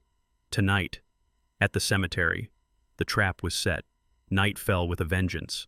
The rain had returned, turning the world into a blur of wet asphalt and mud. Brad left the house at 10 o'clock. He drove the rental car because his Porsche was still impounded. He drove badly, swerving over the center line, his mind clouded by terror and pain medication. I followed him, not in a car, but in the van with the Alpha team. We kept our distance, watching his tracker move across the map. He arrived at the cemetery gates. It was an old graveyard filled with weeping willows and mossy headstones. The perfect setting for a ghost story. Miller was waiting for him by the gate, leaning against a black sedan, smoking a cigarette. He looked the part. Trench coat, fedora, a face that had seen too much. Brad stumbled out of the car. He was holding a flashlight in his good hand, the beam cutting through the rain. "Did you find it?" Brad shouted over the wind. "Did you find the records?" Miller threw his cigarette into a puddle. "Better," Miller growled. "I found the grave." Brad froze. "Is he in it? Is the old bastard really down there?" Miller shook his head slowly. "I don't know. The soil looked loose, fresh, like someone had been digging recently. I think you need to see for yourself." "No," Brad whimpered. I can't look." "You paid me to find the truth," Miller said. "The truth is 6 feet down. If you want to know if he sent that watch, you have to look in the box." He handed Brad a shovel. Brad stared at it. He had a broken arm. He was exhausted. But the paranoia was stronger than the pain. He needed to know. He needed to prove that Lucius King was rotting bones so he could sleep again. He took the shovel. They walked to the family plot. It was in the back corner under a massive oak tree. The headstone was simple gray granite. Lucius King, beloved husband and father. Brad looked at the ground. Miller was right. The grass was disturbed. The earth was a mound of wet clay. Brad began to dig. It was pathetic to watch. He dug with one hand, using his hip to drive the shovel into the mud. He was crying. He was cursing. He was slipping in the muck, ruining his Italian shoes and his designer pants. "Why won't you stay dead?" he screamed at the dirt. "Why are you doing this to me?" I watched from the darkness of the trees using my night vision binoculars. It took him an hour of labor in the freezing rain, an hour of breaking his body to uncover his own nightmare. Clunk. The shovel hit wood. Brad dropped the shovel. He fell to his knees in the hole, clawing at the mud with his bare hands. He cleared the top of the casket. It was a high-quality mahogany box, the one Tiana had picked out. "Open it," Miller said from the edge of the grave. His voice was cold, merciless. Brad reached for the latch. His cast was covered in mud. His fingers were bleeding. He popped the latches. 1, 2, he took a deep breath. He lifted the heavy lid. He shone the flashlight into the coffin. A scream tore out of his throat. A sound so raw and terrified it silenced the crickets. The coffin was empty. No bones, no dust, no suit. Just a pristine white satin pillow. And pinned to the pillow was another note. Brad leaned in, shaking violently to read it. "I told you I was waiting. You are digging in the wrong place. Look behind you." Brad spun around in the grave. He looked up at the edge of the hole. Lightning flashed, illuminating the silhouette of a man standing next to Miller. A man in a dark suit. A man holding a black umbrella. It was me. I stood there for 1 second, just long enough for the lightning to show him my face, the face he thought was dead, the face he had just spent an hour digging for. Brad scrambled backward, crab-walking against the mud wall of the grave. "Lucius," he shrieked. "Ghost! Demon! Help me! Miller, help me!" Miller looked down at him. He didn't offer a hand. He just shrugged. "I don't see anyone," Mr. Sterling Miller said. "You're talking to the air again." Brad looked back at me, but I was gone. I had stepped back behind the oak tree, vanishing into the shadows as quickly as I had appeared. But he had seen me. He knew. He was trapped in a hole in the ground, staring at an empty coffin while his hired help told him he was hallucinating. His mind finally snapped. The tether that held him to reality, the belief that the world followed logical rules, broke. He curled up in the bottom of the muddy, empty grave and began to laugh. It was a wet, bubbling laugh. "He's everywhere," Brad giggled. "He's the gardener. He's the ghost. He's the dirt. He's the watch." Miller turned and walked away, leaving him there in the rain. I waited until Miller was clear. Then I walked to the edge of the grave one last time. I didn't let him see me. I just spoke, my voice carried by the wind. "Cover it back up, Brad. You made this mess. You clean it up." I heard him sobbing as he picked up the shovel. He obeyed. He was broken. He was no longer a man. He was a puppet, and I held all the strings. I walked back to the van. The Alpha team was silent. Even they were unsettled by the brutality of the psychological dismantling. "Is it done?" the kid asked quietly. "Not yet," I said, wiping the rain from my face. "He knows I'm back, but he doesn't know why. He thinks I'm a ghost haunting him. Tomorrow I'm going to show him that a living man is much more dangerous than a dead one. Tomorrow we take the company. Tomorrow we strip the final layer of his armor." I looked back at the cemetery. A lone flashlight beam was bobbing up and down in the darkness as a broken man tried to bury an empty box. "Sleep tight, son," I whispered. "The nightmare is only just beginning." The gavel hit the podium with the sound of a pistol shot.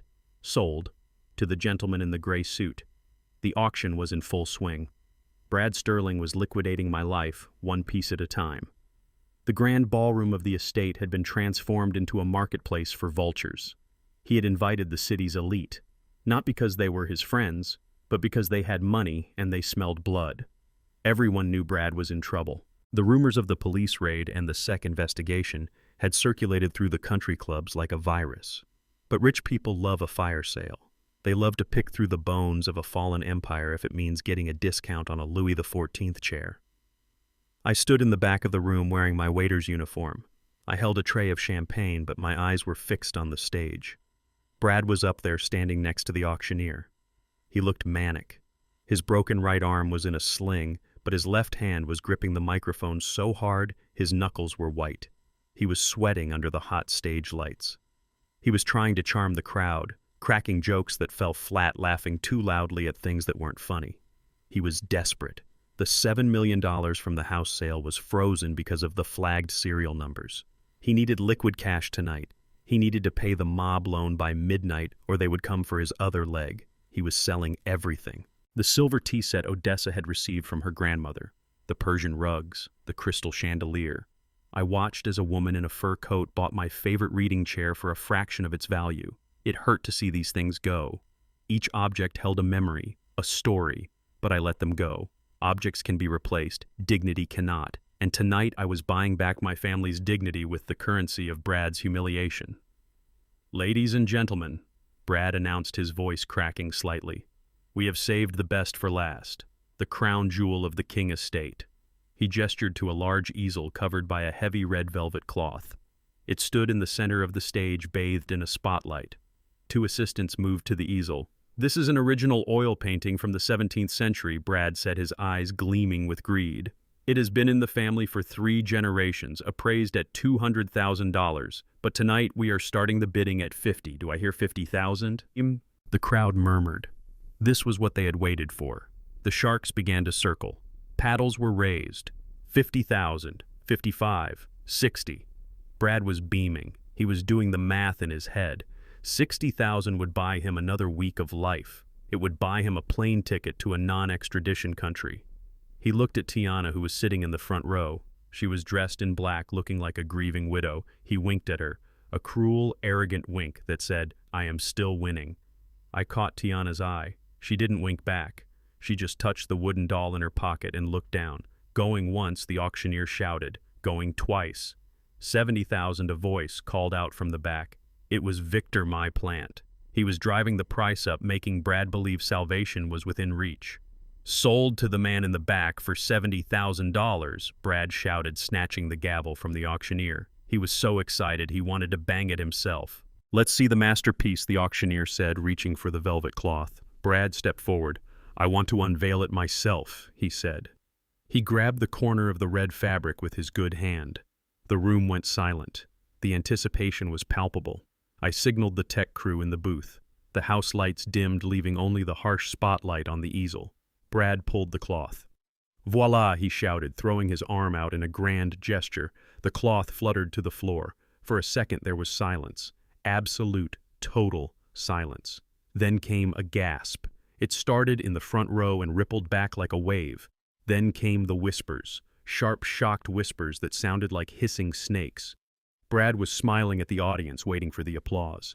He didn't look at the painting. He was looking at the faces of the buyers. He saw their confusion. He saw their disgust.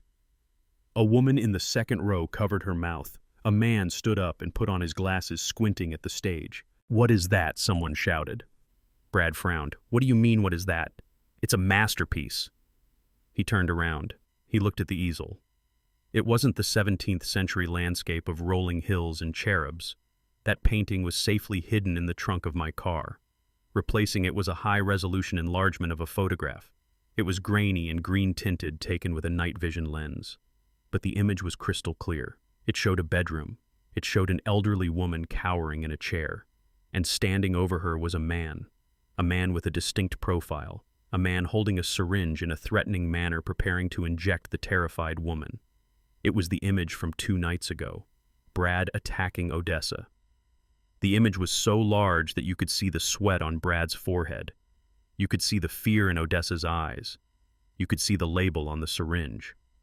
Brad froze. His brain couldn't process what he was seeing. He blinked rapidly, thinking it was another hallucination, thinking the drugs were playing tricks on him again. He reached out and touched the canvas. It was real. It wasn't a projection. It was a physical print mounted on the board. "No," he whispered. The crowd began to turn on him. These were people who tolerated greed. They tolerated tax evasion. But elder abuse, assaulting a helpless grandmother with a needle, that was a bridge too far even for them. "Is that you, Mr. Sterling?" a reporter from the local paper shouted from the side. He snapped a photo. "Flash!" Brad spun around, blinded by the camera flash. "No," he screamed. "This is fake. This is a lie." He grabbed the easel, trying to knock it over. But I had weighted the base. It stood firm, a monument to his cruelty. "It's Photoshop," Brad yelled, his voice rising to a hysterical shriek. "It's AI. Someone hacked the feed. It's not real. I never did that." He looked at Tiana. "Tell them, Tiana. Tell them it's fake." Tiana stood up slowly. All eyes turned to her. She looked at the photo. Then she looked at Brad. She didn't speak. She just started to cry. A soft, heartbroken sobbing that was more damning than any accusation. She turned and ran out of the room. Her silence convicted him. The crowd erupted. People were standing up, knocking over chairs. They were booing. Some were calling the police. Brad was alone on the stage. He looked small. He looked broken. The photo loomed over him, a giant green judgment. He attacked the photo again. He clawed at it with his fingernails, trying to rip the face of the attacker, trying to erase himself. He ripped a strip of the paper off, but underneath was just more backing board. He turned to the crowd, waving the scrap of paper. "Listen to me," he pleaded. "I am being set up. There is a conspiracy. The gardener. It's the gardener. He's doing this. He's a ghost." He pointed a shaking finger at the back of the room. "He's there. The old man. He did this." Everyone turned to look. I was standing there, holding my tray. I looked terrified. I looked like a confused old servant, wondering why the master was screaming at him. I shook my head slightly, looking at the guests nearby. I tapped my temple with a sad expression, implying that the master had finally lost his mind completely. The guests nodded in understanding. "Poor Mr. Sterling. He's had a psychotic break. The drugs, the stress, he's hallucinating. Security, call security," someone yelled. 2 large guards moved toward the stage. Brad saw them coming. He panicked. He thought they were the mob. He thought they were the Reapers. He jumped off the stage. He landed badly, jarring his broken arm. He screamed in pain but kept running. He knocked over a table of antique vases. Crash. Thousands of dollars of porcelain shattered on the floor. He ran toward the exit, pushing past women in evening gowns. "Get out of my way," he shouted. "I have to get out. The house is alive." He burst through the double doors and ran into the stormy night. I didn't follow him. I didn't need to. The tracker was on his car, the police were on their way, and the mob was watching. I walked calmly to the stage. The room was in chaos, but I moved with purpose. I set my tray down on the auctioneer's podium. I walked over to the easel. I picked up the velvet cloth from the floor. I covered the photo. "The show is over, folks," I said to the nearest guest. My voice was calm, authoritative. "Please make your way to the exits. The police will want statements." I looked at the covered easel. It wasn't just a photo. It was a mirror. Brad had finally looked into it, and he couldn't survive what he saw. I walked backstage. Tiana was waiting there. She had stopped crying. She was wiping her face with a tissue. "Did it work?" she asked. I nodded. "He's running. He has no money, no reputation, and the whole city just saw him for what he is." "What now?" she asked. "Now we let him run," I said. "A rat will always run to its hole. And we know exactly where that hole is." I took off my waiter's jacket. Underneath, I was wearing a tactical vest. "Go to your mother," I said. "Lock the doors. Don't open them for anyone but me." I walked out the back door into the rain. The wind felt good. It felt like a cleansing. Brad was heading for the marina. I knew it. He had a small boat there. He thought he could sail away, but the storm was raging, the waves were high, and the engine of that boat had a fuel line that was about to experience a very unfortunate malfunction. I got into my van. The Alpha team was already tracking him. "Target is moving east," the kid said over the comms. "High speed. Reckless driving." "Let him go," I said. "Let him feel the fear." I started the engine. Tonight, the debt gets paid in full. The chaos in the ballroom had reached a fever pitch. It was a symphony of destruction, and I was the conductor. Brad Sterling was scrambling toward the exit, pushing past the confused socialites who were still clutching their champagne glasses. He looked like a rat on a sinking ship, desperate to find a hole to crawl into. He had knocked over the vases. He had screamed at the guests. He had exposed his own darkness to the world, and now he was trying to outrun the consequences. But there is no outrunning the truth. I stood by the service door, my hand resting on the master control panel for the house's electrical system. I watched him run. He was 10 feet from the double doors. He thought he was going to make it. He thought he could disappear into the stormy night, get on his boat, and vanish. Not tonight. I flipped the switch. Instantly, the ballroom was plunged into absolute darkness. The chandeliers died. The sconces faded. The emergency exit signs were disabled. The only light came from the lightning flashing outside, casting strobe like shadows through the high windows. The room erupted in screams. The wealthy guests panicked, huddled together in the dark. Brad froze. I could hear his breathing, ragged and terrified. He was standing in the middle of the floor, disoriented, spinning around in the blackness. "Who did that?" he screamed, his voice cracking. "Turn the lights back on. Let me out." I didn't answer. I let him stew in the dark for 10 seconds. 10 seconds of pure silence where the only sound was the pounding of rain against the glass. Then I pressed the second button. A single beam of light cut through the darkness. It was a theatrical spotlight positioned high in the rafters. It didn't aim at the stage. It didn't aim at the exit. It aimed directly at the top of the grand staircase. The beam was blindingly white, a pillar of purity in the gloom. And stepping into that light was not the hunched figure of the old gardener. It was not the servant in the waiter's uniform. It was Lucius King. I had shed the disguise. The gray work clothes were gone. The fake beard was gone. I was wearing my old dress uniform, a black military cut suit tailored to perfection. On my chest gleamed a row of medals, the Distinguished Service Cross, the Silver Star. Medals I had earned in a life Brad knew nothing about. Medals that proved I knew how to fight wars that were far more dangerous than his petty corporate games. But I wasn't alone. Beside me, holding my arm, was Odessa. Tiana and I had prepared her during the chaos. She was no longer wearing the rags Brad had forced her into. She was draped in a gown of midnight blue silk. Her silver hair was brushed and pinned up. She stood tall, her dementia momentarily cleared by the adrenaline of the moment.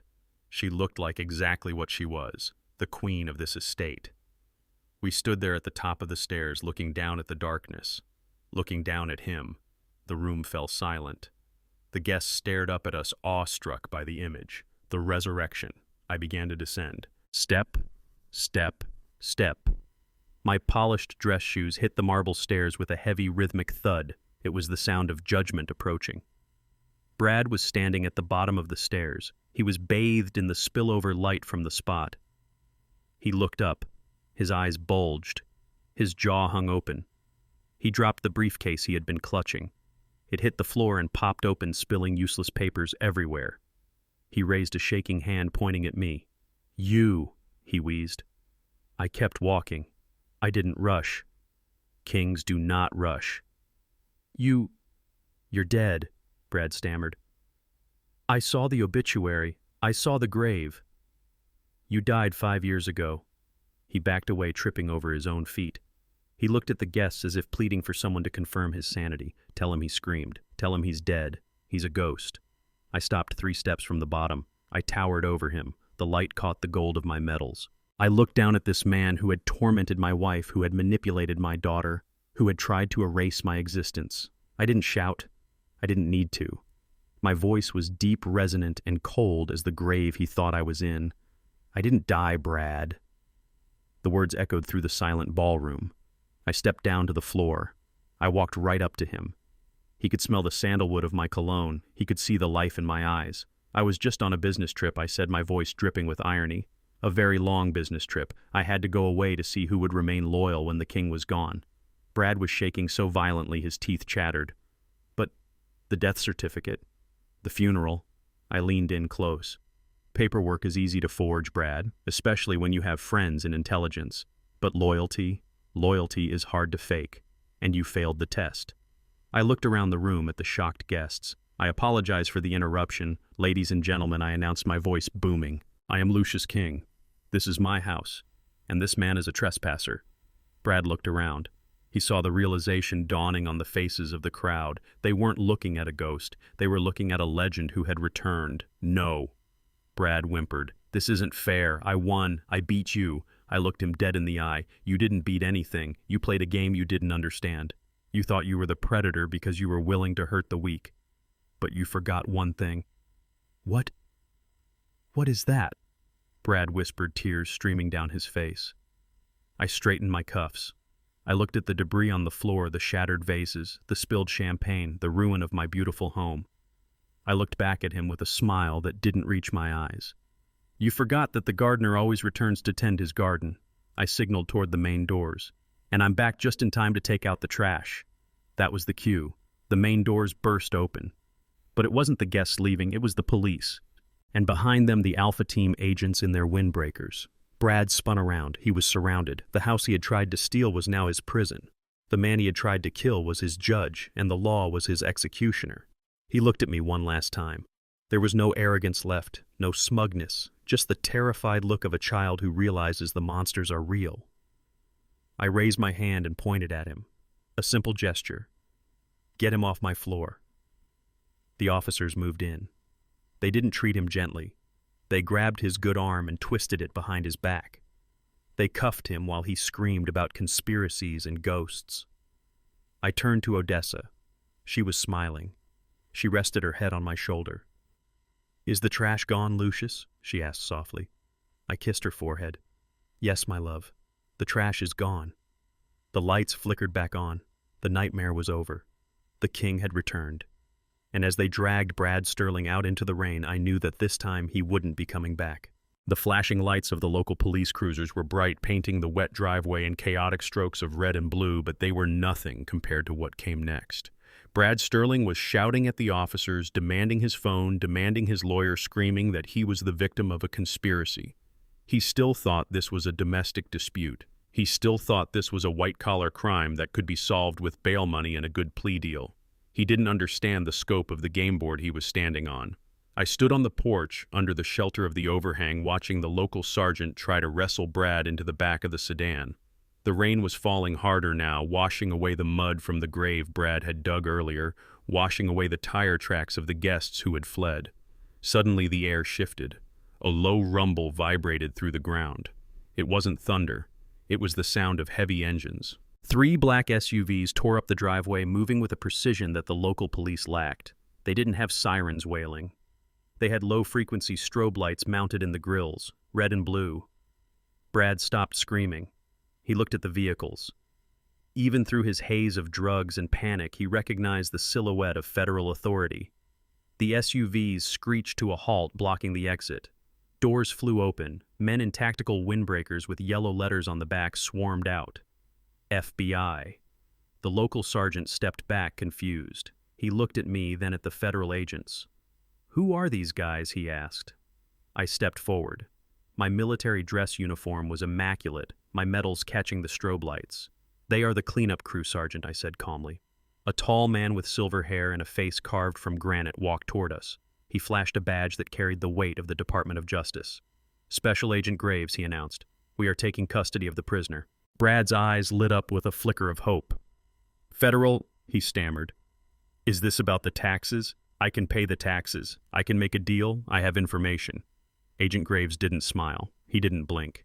He walked up to Brad and looked at him with the kind of disgust usually reserved for traitors. "This isn't about taxes," Mr. Sterling Graves said.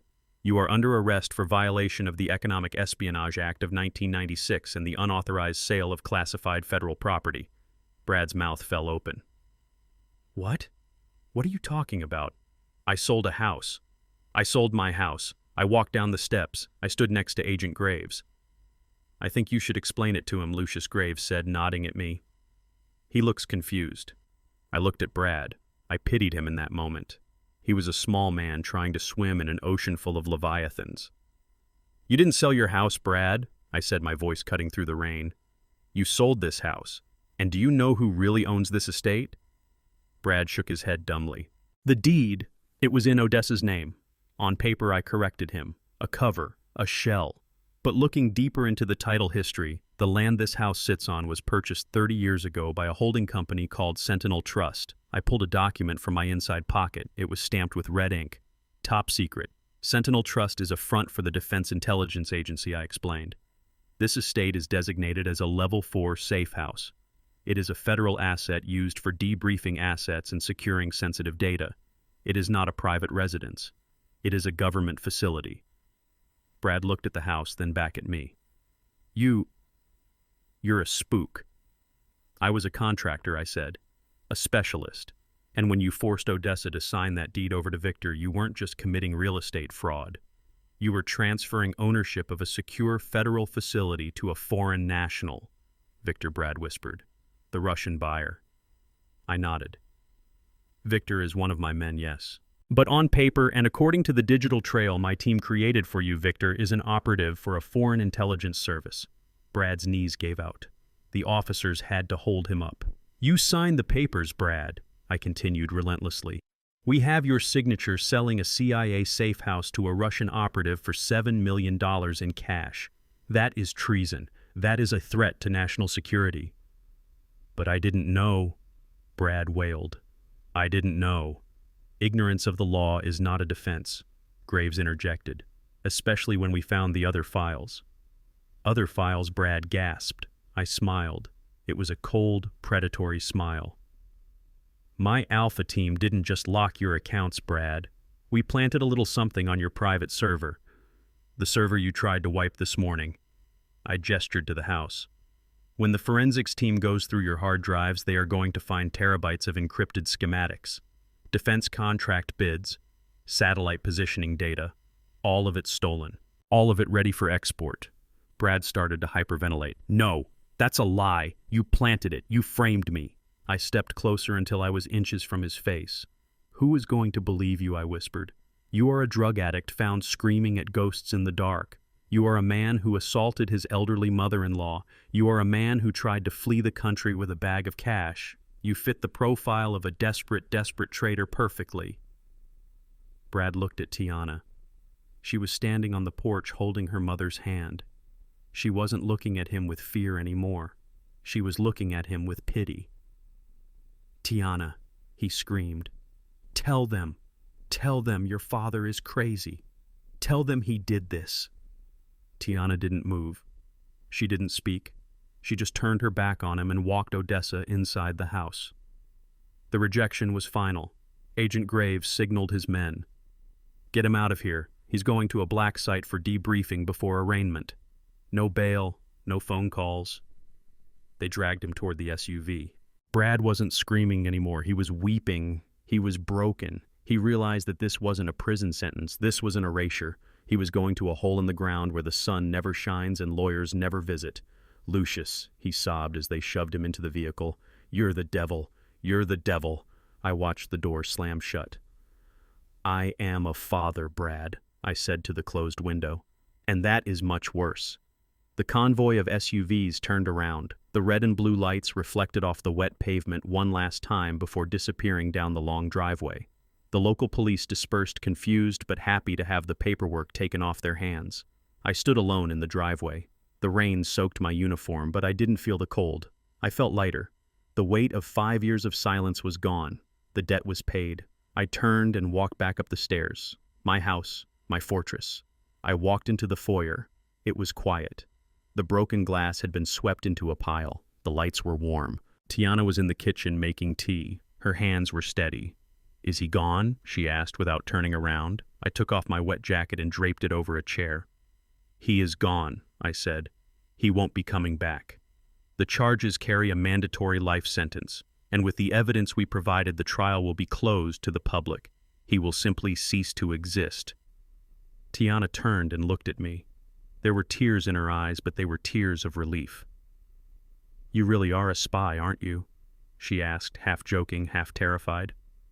I chuckled, a sound that felt rusty in my throat. "I was a lot of things, Tiana. A soldier, an analyst, a businessman. But for the last 5 years, I was just a gardener. And honestly, that was the hardest job of all." "Why?" she asked, handing me a cup of tea. "Because I had to watch the weeds grow and do nothing," I said, taking the cup. "I had to wait until the roots were deep enough to pull the whole thing out." I walked over to the window and looked out at the dark grounds.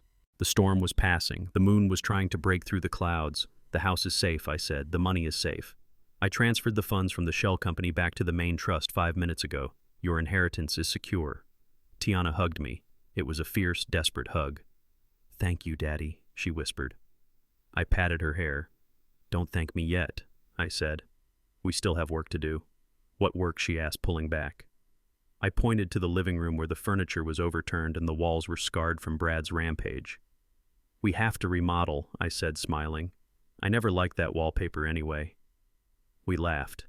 It was the first time laughter had echoed in this house in years. It sounded like music. But deep down, I knew the truth. The tribunal was over. The verdict was guilty, and the sentence had been carried out. I took a sip of tea. Justice, I thought, is a dish best served cold, but it tastes surprisingly sweet. The rain had turned the driveway into a river of black asphalt, reflecting the chaotic dance of red and blue emergency lights. It felt like the sky was weeping for the years we had lost, or perhaps it was washing the estate clean of the filth that had accumulated under the roof. Brad Sterling was no longer the master of the house. He was no longer the arrogant tyrant who drank my scotch and kicked my dog. He was a prisoner. 2 federal agents gripped his arms. They didn't hold him with the respect due to a citizen. They held him with the firm, indifferent grip used for cargo that needs to be transported to a disposal facility. Brad was stumbling, his expensive Italian loafers slipping on the wet pavement. His hair was plastered to his skull and his eyes were wild, darting back and forth between the agents and the house he had tried to steal. "Tiana, help me!" he screamed. His voice was raw, tearing through the sound of the rain. "Don't let them take me. They are going to put me in a hole, Tiana. You can't let them do this. I'm your husband. I'm the love of your life." I stood on the bottom step of the porch under the shelter of the overhang. My military dress uniform was dry. My medals caught the strobe lights flashing gold and silver in the gloom. Beside me stood Tiana. She was holding Odessa's hand, but her eyes were locked on Brad. She didn't look like a victim anymore. The trembling girl who used to hide in the solarium was gone. In her place was a woman forged in fire. She stood with her back straight, her chin high, looking down at the man who had spent 5 years convincing her she was nothing. Brad saw her watching. He tried to lunge toward her, but the agents jerked him back. "Baby, please," he sobbed, changing his tactic from anger to pathetic begging. "I did it for us. I sold the house for us. I wanted to buy us a yacht. I wanted to take you to the Mediterranean. Everything I did was for you. Tell them I'm a good man." Tiana stepped out from the overhang. She walked into the rain. The water soaked her dress instantly, but she didn't flinch. She walked until she was 3 feet away from him. Brad stopped struggling. He looked at her with a glimmer of hope. He thought his manipulation was working. He thought he could still pluck the strings of her heart. "Tiana," he whispered. "Thank God. Tell them to unhand me." Tiana raised her left hand. The diamond ring on her finger glittered in the harsh light of the FBI floodlights. It was a massive stone, a symbol of his wealth, a symbol of his supposed love. She looked at the ring. Then she looked at him. "You know, Brad," she said, her voice cutting through the storm. "For years I looked at this ring and I felt heavy. I felt like it was a shackle. You told me it cost $50,000. You told me it was flawless, just like our love was supposed to be." Brad nodded frantically. "It is, baby. It's the best. Top clarity." Tiana laughed. It was a cold sound devoid of humor. "I had it appraised yesterday," she said. "I took it to a jeweler while you were busy trying to sell my mother's home. Do you know what he told me?" Brad froze. His eyes shifted away. "He told me it's cubic zirconia," Tiana said. "It's glass, Brad. It's worth maybe $200. You swapped out the real diamond years ago, didn't you? You probably sold the real one to pay off a gambling debt or to buy one of your mistresses a gift." She began to twist the ring off her finger. "You let me walk around wearing glass while you pretended to be a king," she said. "You let me believe I was worth something to you when all I was to you was a signature on a check and a body in your bed." She pulled the ring free. She held it up between her thumb and forefinger. "Brad, please," she said, mocking his tone. "It wasn't for us. It was always for you." She threw the ring. It didn't arc gracefully. It was a hard, fast throw. The metal band hit Brad squarely in the center of his forehead. It bounced off, leaving a small red mark, and clattered onto the wet driveway. "It's fake," she whispered. "Just like your personality. Just like your love. Just like your life." Brad stared at the ring lying in a puddle. The facade was gone. He had been stripped of his wealth, his freedom, and now his last shred of personal dignity. I walked down the steps. The sound of my boots on the pavement was heavy and deliberate. I moved past Tiana. I signaled the agents to wait. "I need a moment with the prisoner," I said. The agents nodded. They respected the uniform. They respected the man who had handed them a traitor on a silver platter. I walked up to Brad. He looked small. He was shivering violently. He looked up at me with terror. He knew who I was now. He knew I wasn't the gardener. He knew I wasn't a ghost. I was the architect of his destruction.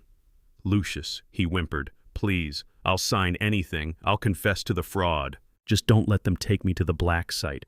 I can't do federal prison. I'm not built for that." I leaned in close. I wanted him to feel my breath on his ear. I wanted my voice to be the last thing he remembered before the cell door slammed shut. "You should have thought about that before you raised your hand against my wife," I whispered. I reached out and patted his cheek. It was a mocking gesture, a parody of affection. "You like hitting old people, don't you, Brad? You like feeling powerful when you strike someone who can't fight back. You like hearing them cry." Brad shook his head, tears mixing with the rain on his face. "No. It was an accident. I didn't mean it." I gripped his jaw, forcing him to look me in the eye. "There are no accidents, Brad, only consequences, and you are about to face a lifetime of them." I smiled. It was the smile of a wolf looking at a trapped rabbit. "Let me tell you a secret about where you are going. Federal prison is a hard place. It's filled with men who have done terrible things. But even they have a code. They don't like men who hurt women. They don't like men who abuse the elderly." I leaned closer, my voice dropping to a rasp that sounded like gravel grinding on bone. "You were the big man in this house. You were the king. But inside those walls, you are going to be the smallest thing there is. You are going to be the one who can't fight back." I paused, letting the words sink in. "In there, you won't be Mr. Sterling. In there, you're going to be the Nana." Brad's eyes widened in horror. He understood. He understood exactly what I was saying. I was telling him that the cycle of abuse was about to turn and he was going to be on the receiving end. "Have fun, Brad," I whispered. "I hear the nights are very long." I pulled back and nodded to the agents. "Take him away." "No," Brad screamed. "No. Lucius, wait. Tiana, wait." The agents didn't wait. They shoved him into the back of the SUV. He hit the seat hard.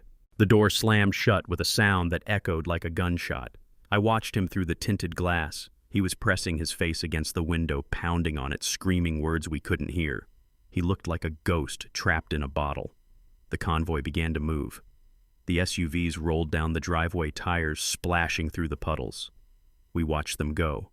We watched the red tail lights fade into the distance until they were swallowed by the night and the rain. Silence returned to the estate. The only sound was the wind in the trees and the gentle rhythm of the rain, which was already beginning to lighten. The storm was passing. Tiana was still standing in the driveway, staring at the empty road. She was shivering now, the adrenaline wearing off, leaving her cold and wet. I walked over to her. I took off my dress jacket and wrapped it around her shoulders. It was heavy with metals and gold braid. It weighed a ton, but it was a good weight, the weight of protection. "It's over," I said softly.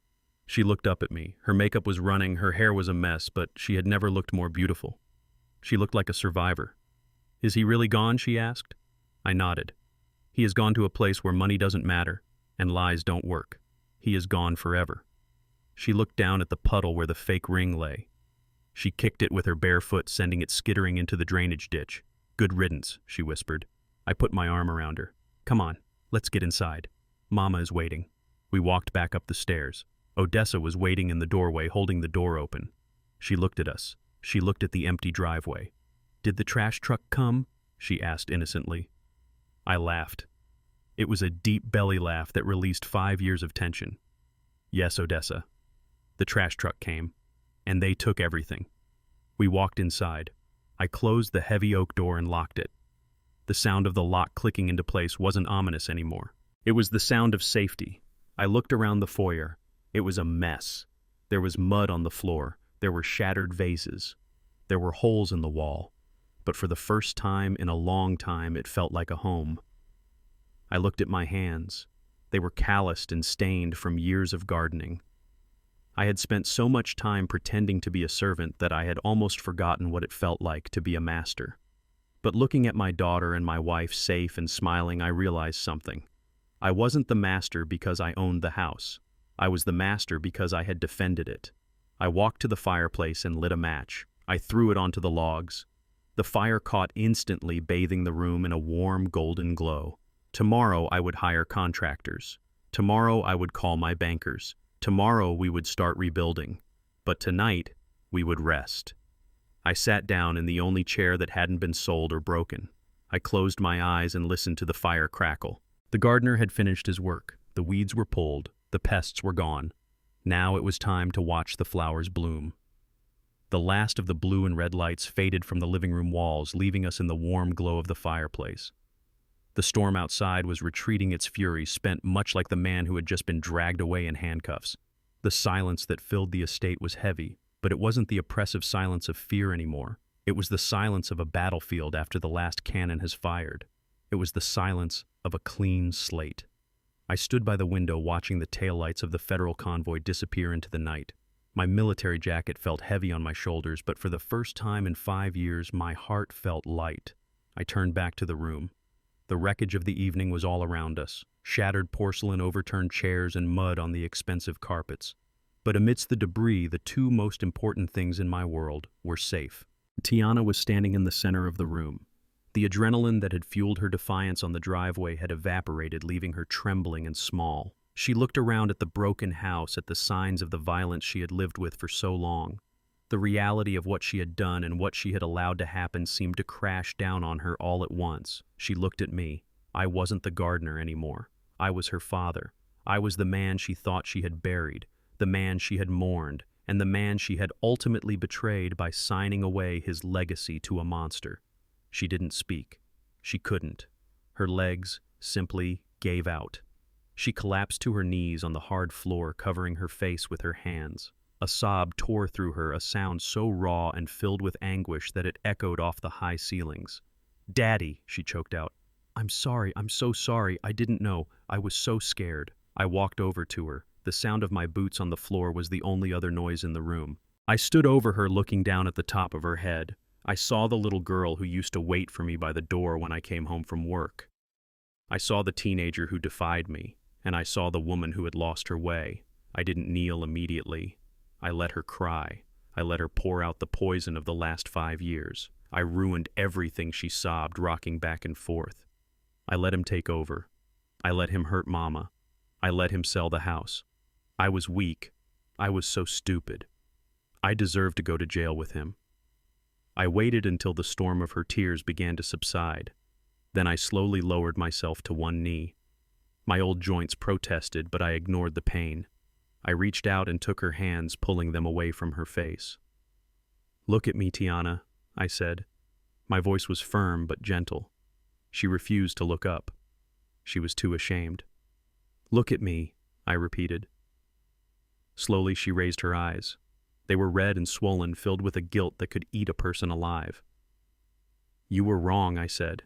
I didn't sugarcoat it. I didn't lie. "You were wrong because you were weak. You let a wolf into the sheep pen because he had a shiny coat and a smooth tongue. You traded your dignity for a false sense of security. And when he showed his teeth, you didn't fight back. You hid." Tiana flinched at the truth. Fresh tears spilled down her cheeks. "I know," she whispered. "I know." But I continued, my grip on her hands tightening. That was yesterday. That was the old Tiana. The Tiana who stood on the driveway tonight. The Tiana who threw that ring into the mud. That woman was not weak. That woman was a king. I reached up and wiped a smudge of dirt from her cheek. "You made a mistake, baby girl. A terrible, expensive mistake. But you didn't break. You bent. And tonight you snapped back." I stood up and pulled her with me. She rose to her feet, unsteady but supported by my grip. "You are free now," I said, looking deep into her eyes. "The debt is paid. The monster is in a cage. You have a second chance. Do not waste it on guilt. Guilt is a useless emotion. It changes nothing." I placed my hands on her shoulders. "Live properly, Tiana. That is your penance. Live with your head high. Live with the strength you found tonight. Be the woman I know you are. Be the daughter your mother needs. That is how you say you're sorry. Not with tears, but with a life well lived." She nodded, sniffing back the tears. She took a deep breath. She straightened her spine. "I will, Daddy," she said. "I promise." "Good," I said. "Now go wash your face. You look like a raccoon." She let out a small, watery laugh. She hugged me tightly, burying her face in my chest for a moment before pulling away and heading toward the bathroom. I turned my attention to the other woman in the room. Odessa was sitting on the sofa watching us. She was quiet. Her hands were folded in her lap. The blue silk dress I had put her in was wrinkled, and there was a smudge of soot on her hem, but she looked regal. Throughout the chaos of the night, the gunshots, the screaming, the police, she had been an anchor. Her mind, often lost in the fog of dementia, had its own way of processing trauma. Sometimes I thought she understood everything. Sometimes I thought she understood nothing. I walked over to her. "Are you all right, Odessa?" I asked, offering her my arm. She looked up at me. Her eyes were clear. "I'm thirsty, Lucius," she said simply. I smiled. "Of course. Let's have tea." I led her not to her bedroom but to the dining room. This room had been Brad's domain for too long. He had sat at the head of the table, drinking my wine and shouting orders. Tonight we were reclaiming it. The long mahogany table was dusty. I used the sleeve of my uniform to wipe down the head chair. It was a high-backed chair upholstered in velvet. The throne of the house. "Sit here, my love," I said, pulling the chair out for her. She sat down. She ran her hands over the wooden armrests. She looked small in the big chair, but she filled it with her presence. She belonged there. I went to the kitchen. I didn't rush. I filled the kettle and set it on the stove. I found the good china, the set with the gold rim that we hadn't used in years. I found the tin of Earl Grey tea that she loved. While the water boiled, I looked out the kitchen window. The first hint of gray was touching the horizon. Dawn was coming. The longest night of our lives was finally ending. I prepared the tea on a silver tray. I added the sugar cubes just the way she liked them, two for her, none for me. I carried the tray back to the dining room. I placed it on the table. I poured the tea. The amber liquid steamed in the cool morning air. The clink of the silver spoon against the porcelain was a sound of civilization returning to a lawless land. I placed the cup in front of her. "Here you go," I said softly. I pulled up a chair next to her, not at the head of the table, but at her right hand. I sat down and took my own cup. Odessa took a sip. She closed her eyes, savoring the warmth. "It's good," she said. She put the cup down and looked at me. She studied my face. She looked at the gray in my beard. She looked at the lines around my eyes. She looked at the medals on my chest. For months she had looked at me and seen a stranger. She had seen a gardener, a servant, a nice man who fixed things. But tonight the fog had lifted. Perhaps it was the shock. Perhaps it was the sight of her husband in his true form. Or perhaps it was just the grace of God granting us a moment of connection. She reached out and touched my hand. Her skin was paper-thin, warm, and dry. "You have new lines on your face, Lucius," she said softly. I turned my hand over and squeezed hers. "I've had a hard few years, Odessa. I've been working." She nodded slowly. Her eyes searched mine. "I missed you," she whispered. "The house was very cold without you. There was a bad man here. He was very loud. He's gone now, I promised. He won't ever be loud in this house again." She smiled. It was the smile of the girl I had married 50 years ago, mischievous and sweet. "Good," she said. "I didn't like his shoes. They were cheap." I laughed, a genuine laugh that shook my chest. "You are right, my love. He had terrible taste in shoes." She squeezed my hand tighter. Her expression turned serious. "You went away for a long time, Lucius. I know," I said, swallowing the lump in my throat. I had to. I had to fix things." She shook her head slightly, a gentle admonishment. "You were gone too long, boy," she said. Her voice was steady. "Don't leave me with the loud people again. I get lonely." The word boy hit me harder than any bullet could have. It was what she used to call me when we were dating, when I was just a young soldier shipping out for my first tour. It was a term of endearment that bridged the decades. I slid out of my chair and knelt beside her again. I pressed my forehead against her hand. "I promise, Odessa, I'm not going anywhere. I am retired. The only thing I'm going to fix from now on is this house, and the only person I'm going to serve is you." She patted my cheek. "That's good," she said. "Now drink your tea. It's getting cold." We sat there in the quiet dining room as the sun began to rise. The light crept across the floor, illuminating the dust motes dancing in the air. Tiana came downstairs freshly washed, wearing clean clothes. She stood in the doorway watching us. I waved her over. "Come sit, Tiana," I said. "Have some tea." She walked over and sat on Odessa's left. We were a family again, broken, battered, scarred, but together. I looked at the empty chair at the other end of the table, the chair where Brad used to sit. It was just a piece of furniture now. It held no power. I took a sip of my tea. It was strong and bitter, just the way I liked it. The war was over. The enemy was vanquished. I looked at my wife, who was humming a soft tune. I looked at my daughter, who was finally breathing freely. I realized then that I wasn't the king because of the money or the house or the medals. I was the king because I had these two women to protect. And God help anyone who tried to touch them again. I leaned back in my chair and watched the sunrise. "Welcome home, Lucius," I whispered to myself. Welcome home. The seasons have changed 4 times since the flashing lights took the trash away. The estate looks different now. It is no longer a cold showroom of pretension and fear. It is a home. The hydrangeas I planted last spring have bloomed in riots of blue and purple. The hedges are trimmed but not tortured.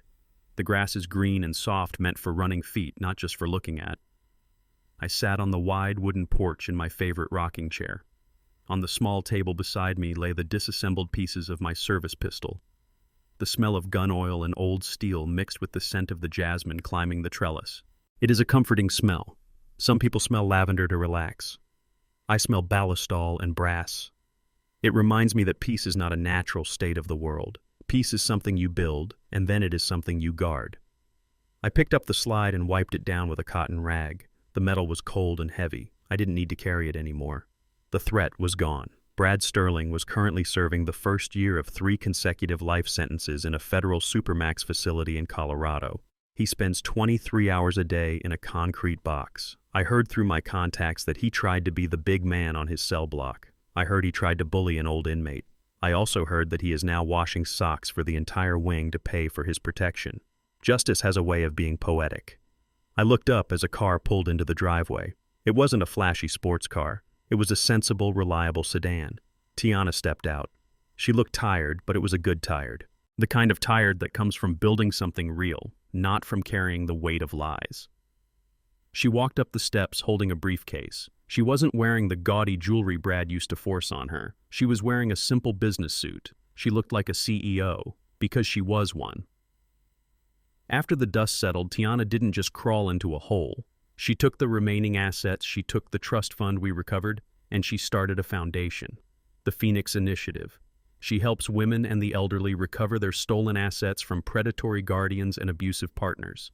She uses her story to save others. She turned her shame into a sword. "Hey, Daddy," she said, kissing my cheek. "Hey, baby girl," I said, putting down the rag. "How was the board meeting?" She smiled and sat on the railing. "Tough. But we got the funding. We are going to open 3 new shelters next month." I nodded, my chest swelling with a pride that had nothing to do with medals. "You did good, Tiana. You did good." She looked at the gun parts on the table. She didn't flinch. A year ago, the sight of a weapon would have made her shake. Now she just nodded. "Cleaning day," she asked. "Maintenance," I corrected. "A tool is only as good as the hand that holds it and the care it receives. You don't wait for the rust to appear, you prevent it." She looked out at the garden. "Is Mama inside?" I pointed toward the solarium. "She is having her music lesson." We both fell silent, listening.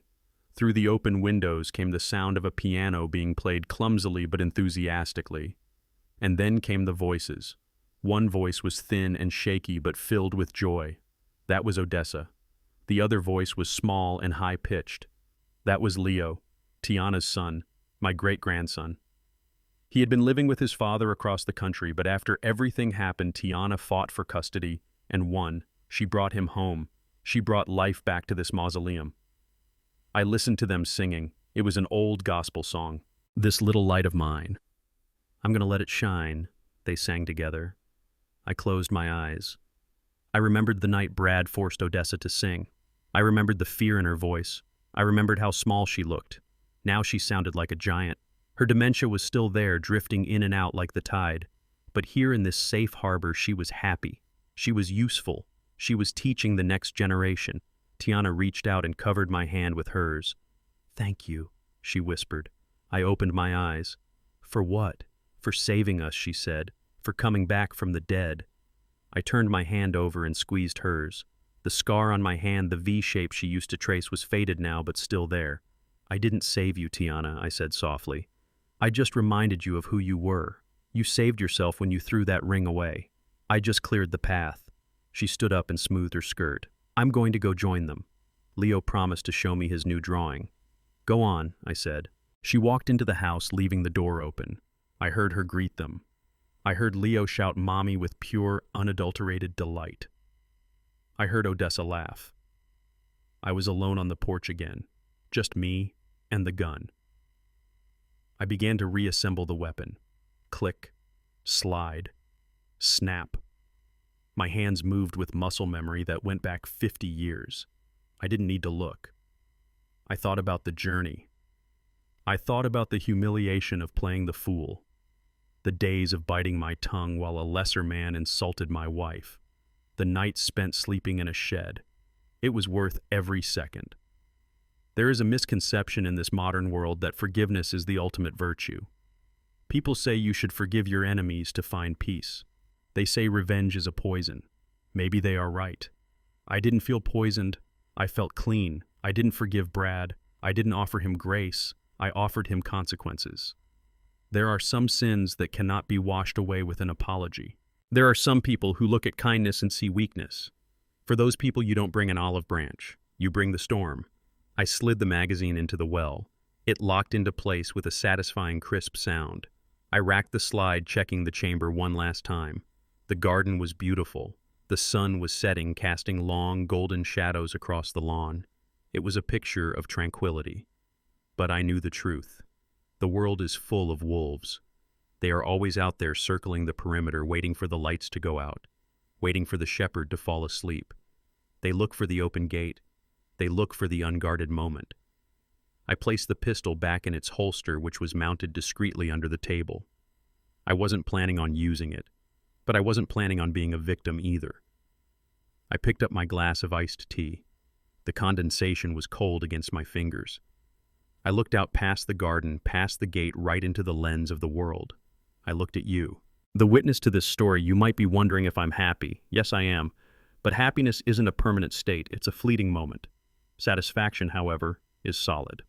And I am satisfied. I leaned forward in my chair, the wood creaking under my weight. My eyes narrowed slightly, the eyes of a man who has seen the bottom of the grave and climbed back out.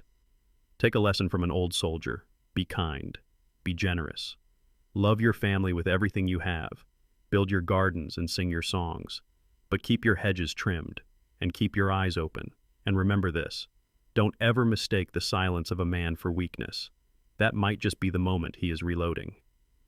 I sat back and took a sip of tea. The sun finally dipped below the horizon. The porch light flickered on. It was a good night.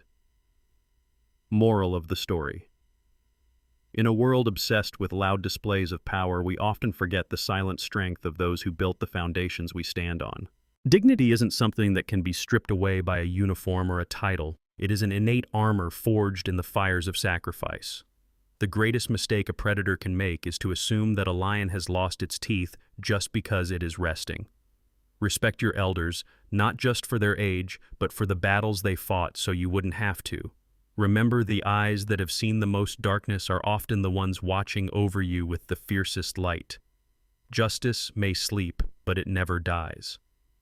If this story moved you or made you think about the silent guardians in your own life, please like the video and subscribe to the channel. Share this story with someone who needs to be reminded of their own strength. And let me know in the comments who is the Lucius King in your life. Until next time, keep your head up and your powder dry.